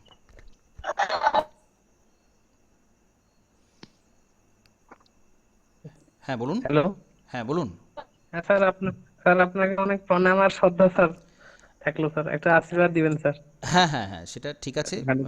অবশ্যই আপনারা ভালো করুন। ভালো করুন মানে কি, আপনারা পারবেন, আপনারা পারবেন, 100% পারবেন, প্রত্যেকে পারবেন, ঠিক আছে। কেউ নিজেকে কোনো জায়গা থেকে নিজেকে কমতি কেউ ভাববেন না। কেন ভাববেন না আমি পুরোটা লজিক্যালি বললাম আপনাদের প্রথম থেকে শেষ পর্যন্ত। আপনারা সেটা অনুধাবন করুন, সেটা বুঝুন, এবং একটাই এক্সারসাইজ এই 2-3 দিনে অভ্যাস করুন যে কীভাবে আমি শান্ত থাকবো। পরীক্ষার হলে আমাকে শান্ত থাকতে হবে প্রথম থেকে শেষ পর্যন্ত, প্রত্যেকটা কোয়েশ্চেন পড়ার সময়, প্রত্যেকটা শব্দ পড়ার সময়, প্রত্যেকটা অপশান পড়ার সময় সেটাকে ভিজুয়ালাইজ করে নিন, ভেবে নিন যে এইভাবে এরকম হচ্ছে, সেটাকে কল্পনা করে নিন যে 1.5 ঘন্টার মধ্যে এই জিনিস হবে, আমি এরকমভাবে অ্যাপ্রোচ করবো, এরকমভাবে আমি আনসার করছি, এরকমভাবে গোল করছি। এটা ভিজুয়ালাইজ করে নিন, এটা দেখে নিন, ইম্যাজিন করে নিন, দেখবেন আপনার সেইটাই হবে, আপনি সেটাই করতে পারবেন। আর কোনো রকম ভয়ে, কোনো রকম ভাবনা, দুশ্চিন্তা কোনো কিচ্ছু রাখবেন না। সবসময় ভাববেন যে প্রশ্ন যেমন হোক, যাই হোক, আমি 60টা প্রশ্নের উত্তর সঠিকভাবে করে আসব, সঠিকভাবে, কারণ সেই পদ্ধতিটা আমি জেনেছি, সেই ভাবনাটা সেটা আমার মস্তিষ্কের মধ্যে আছে, সেটা আমি জানি। এইটুকু বিশ্বাস রাখুন, হবেই এটা। আর 2-3 দিন, বাকি 2-3 দিন যেটা করবেন, যা যা করবেন সেটা বললাম, ঠিক আছে। এগুলো করুন, দেখুন পরীক্ষা খুব ভালো হবে, আপনার প্রত্যেকে কোয়ালিফাই করবেন, আপনাদের প্রত্যেকের সেই সম্ভাবনা রয়েছে। সম্ভাবনাটাকে ফলপ্রসূ করা সেইটুকু আপনাদের দায়িত্ব। আমি প্রত্যেককে বলছি, প্রত্যেকে প্রিপারেশনের যে জায়গাতেই থাকুন না কেন, আপনাদের প্রত্যেকের সব সম্ভাবনা আছে, 100% সম্ভাবনা আছে প্রত্যেকের। সেটা ফলপ্রসূ করবেন, কিভাবে করবেন সেটা বললাম। এটাকে অ্যাপ্লাই করুন, এটাকে প্র্যাকটিস করুন 2-3 দিন, দেখবেন ঠিক থাকবে। আর একটা বিষয় বলে রাখি, যারা খুব বেশি নার্ভাস হয়ে যান, খুব বেশি টেন্সড হয়ে যান, ঠিক আছে, তারা একটু ডিপ ব্রিদিং করবেন, বেশ কিছুক্ষণ ধরে নিঃশ্বাস নেওয়া, বেশ কিছুক্ষণ ধরে ছাড়া। এটা ব্যাপকভাবে আপনাকে, এটা বেশ কিছুক্ষণ করার পরে দেখবেন আপনার অটোমেটিক্যালি আপনি শান্ত হয়ে গেছেন, ব্রেন কুল হয়ে যাবে আস্তে আস্তে আস্তে আস্তে, আপনি দেখবেন এটা হয়, ঠিক আছে। পরীক্ষা দেওয়ার সময় করতে পারেন, বা আপনি যখন প্র্যাকটিস করছেন, রোজ করছেন, একটু বেশ কিছুক্ষণ ধরে নিঃশ্বাস নেবেন, বেশ কিছুক্ষণ ধরে ছাড়বেন, সোজা হয়ে, নিজে সোজা হয়ে বসে, সিটটা যেন সোজা লাগে, করবেন। দেখবেন আমাদের শ্বাস প্রশ্বাসের সাথে আমাদের ভাবনা চিন্তার অনেক কিছু কানেকশান রয়েছে। তো যখনই আমরা এটাকে করব শান্তভাবে, কোনো রকম তাড়াহুড়ো করে নয়, ধীরে ধীরে ধীরে ধীরে নেবেন, ধীরে ধীরে ধীরে ছাড়বেন, পড়তে পড়তেই করবেন, দেখবেন আপনার কনসেন্ট্রেশন লেভেলটা কত বেড়ে যাচ্ছে, ঠিক আছে। তো এইগুলো করুন, ঠিক আছে। দেখবেন আপনারা প্রত্যেকে পারবেন, প্রত্যেকে পারবেন। শুধু একটাই ভাবনা, একটাই অ্যাপ্রোচ, আমি 60টা প্রশ্নের উত্তরই করে আসবো, সঠিকভাবে করে আসবো, সঠিকভাবেই করব। প্রত্যেকটা টপিক কি আছে, 10টা তো টপিক, সেই টপিকগুলো থেকেই থাকবে প্রশ্ন। আমি এতদিন করেছি, আরও বেশ কিছুটা পড়ব, সুতরাং হবেই। এই পজিটিভিটি রাখুন, ওকে, ঠিক আছে। তাহলে আজকে কাজটা এখানে কমপ্লিট করছি। হ্যাঁ বলুন। বলছি কি, প্রথমবার যখন কোশ্চেন গুলো পড়লাম দাগ দিয়ে নিলাম, দ্বিতীয়বারে যখন পড়লাম তখন যদি গোল করা হয়?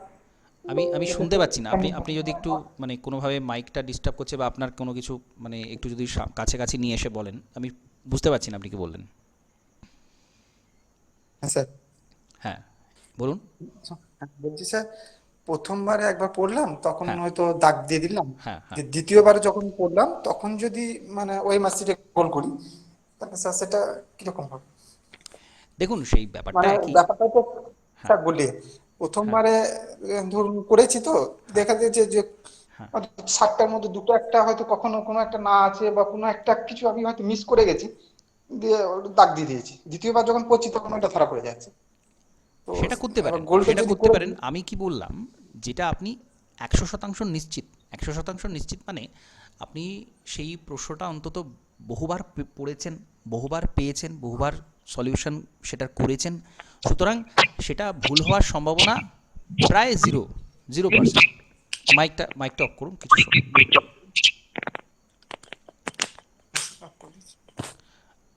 আপনি যেটা বহুদিন থেকে প্র্যাকটিস করে আসছেন, বহুবার পড়েছেন এবং হুবহু অপশানগুলো বা সমস্তটা সেম, সেই জায়গাতে আপনার ভুল হওয়ার সম্ভাবনা কিন্তু প্রায় 0%। সেটাকে আমি সাথে সাথে করতে বলেছি। যেখানে কনফিউশন 1%ও আছে, সেটাকে আমি কিন্তু সেকেন্ড ক্যাটাগরিতে ফেলে দিচ্ছি, তার মানে যেটা আপনার দুটোর মধ্যে কনফিউশন, সেটা আপনি হ্যাঁ স্যার, ঠিক আছে। সেকেন্ডে করতে পারেন। এবার হ্যাঁ, যদি আপনার মনে হয় যে কোথাও একটু কনফিডেন্সের অভাব লাগছে, যে হ্যাঁ সবই ঠিক আছে কিন্তু এটাই কি হবে, সেখানে আপনি থেমে যান, সেখানে আপনি সেকেন্ড টাইমেই করবেন। যেখানে কনফিউশন সেখানে সাথে সাথে উত্তর করবেন না। কনফিউশন 0.001% থাকলেও আপনি প্রথমবারে গোল করবেন না, দ্বিতীয়বারে করবেন, ঠিক আছে? কিন্তু এটা খেয়াল রাখবেন, প্রথমবারে পড়ার সময়তে আপনি যেন খানিকটা এগিয়ে রাখতে পারেন জিনিসটাকে। মানে এরকম না হয়ে গেলে যে প্রথমবার আপনার শুধু পড়ার জন্য নিলেন, যে প্রথমবারে আমি শুধু 60টা প্রশ্ন পড়ব আর কিছু করব না। এইখানে হলে কি হবে, আপনার মস্তিষ্ক তো উত্তর খোঁজার জন্য আপনার মস্তিষ্ক ব্যস্ত করতে হবে। যদি সেইটা মাইন্ডসেট থাকে তাহলে কিন্তু প্রথমবারে আপনি সেই পরিমাণ কনসেন্ট্রেশন লেভেল নাও দিতে পারেন। এইটা যেন না হয়। প্রথমবার যখন পড়ছেন তখন আপনার 100% কনসেন্ট্রেশন লেভেল যেন কাজ করে। আপনি যেহেতু আপনার মনে যেন এরকম না হয় যে আমি যেহেতু উত্তর করছি না, এখানে আমার কনসেন্ট্রেশন লেভেলটা কিছুটা কম থাকলেও হবে, এটা যেন না হয়। এবং যেটাতে আপনি 100%-এরও বেশি নিশ্চিত যে এটাই উত্তর হবে, সেটাই আপনি উত্তর করবেন প্রথমবারে, এটাও বলছি। সুতরাং যেটাতে আপনি 100% নিশ্চিত, যেটা আপনি বহুবার পড়েছেন, যেটা একদম সহজ ইজি, যেটা আপনার কাছে একদম জলের মতো, সেটাই আপনি উত্তর করছেন প্রথমবারে, এবং সেটা কিন্তু দ্বিতীয়বার পড়ার পর কখনোই চেঞ্জ হবে না উত্তর। যেটাতে সামান্য মাত্র কোথাও কনফিউশন আছে, সেটা আপনি দ্বিতীয়বার যখন পড়ছেন তখন সলভ করবেন, ঠিক আছে?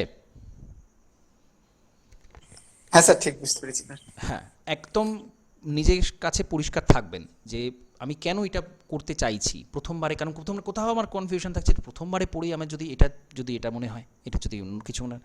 কারণ কি, কারণ প্রথমবারে হয়তো কোথাও প্রথমে আপনি যখন শুরু করছেন তখন হয়তো আপনি সেই কনফিডেন্সটা পাচ্ছেন না যে আমি একদম উত্তর করে দেবো, যদি পরে আবার অন্য কিছু মনে হয়। যদি অন্য কিছু মনে হয় কেন, কারণ আপনার ওখানে কোথাও কনফিউশন আছে। যেখানে কোথাও কনফিউশন আছে সেটা রেখে দিন।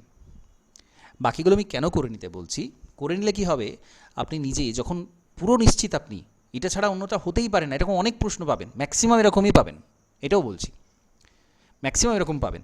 তো সেটা আপনি যদি একটু এগিয়ে রাখেন তাহলে আপনি নিজেকেও বোঝাতে পারবেন যে বাকিগুলোর জন্য আমার কিন্তু সময় আছে, আমি এতগুলো করে ফেলেছি, এগিয়ে গেছে। এবং করে ফেলেছেন মানে কি, সেটার কোনোভাবেই চেঞ্জ হবে না, সেইগুলোই করবেন। দরকার হলে আপনি 10টা প্রশ্ন মনে হচ্ছে যে না হ্যাঁ এটা আমি জানি এটার উত্তর হবে, তবু আমি যেন আর একবার এটা পড়লে ভালো হয়, সেগুলো আপনি রেখে দিন। সেটা 10টা হোক, 15টা হোক, যতগুলো হোক, সেগুলো আপনি করতে যাবেন না প্রথমে, ঠিক আছে? আত্মবিশ্বাস রাখবেন নিজের উপর, যেগুলো আপনি অনেকবার পড়েছেন অনেক কিছু, সেই সমস্ত জায়গাতে আপনি অবশ্যই আত্মবিশ্বাস রাখবেন, ঠিক আছে? কনফিডেন্স রাখতে হবে আপনাকে। আপনি যখন কোনোটার উত্তর করছেন সবটুকুর উত্তর করছেন, আপনাকে কনফিডেন্স রাখতে হবে। এবং আপনি সেই জন্য তো বলছি বারবার যাচাই করে নেবেন, খুব শান্ত হয়ে পড়বেন, প্রথম থেকে খুব কনসেন্ট্রেশন একদম পুরোপুরি সবকটা শব্দের উপর, শুধু প্রশ্নটার জিস্টটার উপর নয়, প্রত্যেকটা শব্দের উপর, প্রত্যেকটা অপশানের উপর আপনার কনসেন্ট্রেশন থাকবে। পুরো কাগজটাকে একদম স্ক্যান করে নেবেন, কোনো জায়গাতে কোনো কিছু সামান্যতম একটা কমাদাড়ি পর্যন্ত যেন বাদ দেবেন না, এতটাই লেভেলে কনসেন্ট্রেশন থাকবে প্রত্যেকটা কোয়েশ্চেনের উপর প্রথম থেকে। সেই পরিমাণ মস্তিষ্ককে শান্ত করে রাখবেন। এবং প্রত্যেককে বলছি, প্রশ্নের উপরে, খাতার উপরে কি লেখা আছে, কি ইনস্ট্রাকশন দেওয়া আছে সেটা দেখবেন। প্রশ্ন যখন আমাদের দেওয়া হয় সাথে সাথে তো আমাদের খুলতে দেওয়া হয় না, ঘন্টা পড়ুক তারপর কাটবেন। অনেক সময় আমরা কী করি, ওপরের দিকে একটু পাতাটা উল্টে দেখিনি, আরে কী এসছে দেখি, ওইটুকু সময় আপনি ওপরের কী কী ইনস্ট্রাকশান দিয়েছে সেটা পড়বেন। হিডেন ইনস্ট্রাকশান অনেক সময় থাকে, এরকম হয়েছে এর আগে WBCS 1/3 কেটে নেওয়া হতো, লাস্ট 2024-এর যে পরীক্ষা হয়েছিল, 23-এর যে পরীক্ষা হয়েছিল সেখানে 0.25 করে নেগেটিভ করা হয়েছে। 0.33 ছিল, সেখানে 0.25 কমিয়ে দেওয়া হয়েছে। যারা সেই ইনস্ট্রাকশন পড়েননি তাদের পরীক্ষা গোলমাল হয়েছে, তাদের হিসেবে গোলমাল হয়ে যাবে সব কিছু। তো এটা অবশ্যই খুব প্রয়োজনীয় বিষয়, আপনি উপরে কী ইনস্ট্রাকশন দেয় সেটা দেখে নিলেন, তারপরে নির্দিষ্ট সময় বা যদি পড়ে নেওয়ার হওয়ার পরে মনে হয় যে হ্যাঁ এবার আমি দেখতে পারি ভেতরে, তো দেখুন, কোনো অসুবিধা নেই। এবং শান্ত হয়ে, বারবার বলছি একটাই কথা আপনাদেরকে বলার এই মুহূর্তে থেকে, সেটা হচ্ছে একদম কুল ব্রেনে থাকবেন এবং নিজের উপর সেই পরিমাণ দৃঢ় আত্মবিশ্বাস, আমি কোয়ালিফাই করবই। এবং এখানে আপনার ওই মক টেস্ট দেওয়ার সময় যখন যেগুলো আপনি ভুল করছেন, যা আপনার এতদিনের মনে হয়েছে, সেইগুলোকে সব কিছু ঠিক করে নেওয়ার এইটাই সুযোগ। এর মধ্যে আপনি সেটাকে যাচাই করে নিলে যে হ্যাঁ এই জায়গাতে আমার ভুল হয়, এইরকম হয়, আমি এইগুলো আর করবো না, এইগুলো ঠিক থাকবে। এবং এতক্ষণ যা বলেছে, দরকার আপনার ভিডিওটা আরেকবার দেখে নেবেন প্রথম থেকে শেষ পর্যন্ত, একটু ফাস্ট চালিয়ে দেখে নেবেন, ইউটিউবে আমি দিয়ে দেবো, তো দেখবেন আরও কিছুটা আপনারা কনফিডেন্স পেয়ে যাবেন। ঠিক আছে, কোনো কিছু সমস্যা হলে, কোথাও কনফিডেন্স লো হলে, কোনো কিছু যাবতীয় যা কিছু আপনাকে সাথে সাথে জানাবেন যে স্যার এটা এই মনে হচ্ছে, বা এইটুকু এটা, বা যদি মনে হয় আগের দিন একটু কথা বললে কোথাও একটু কনফিডেন্স পাবেন, সেটাও বলতে পারেন।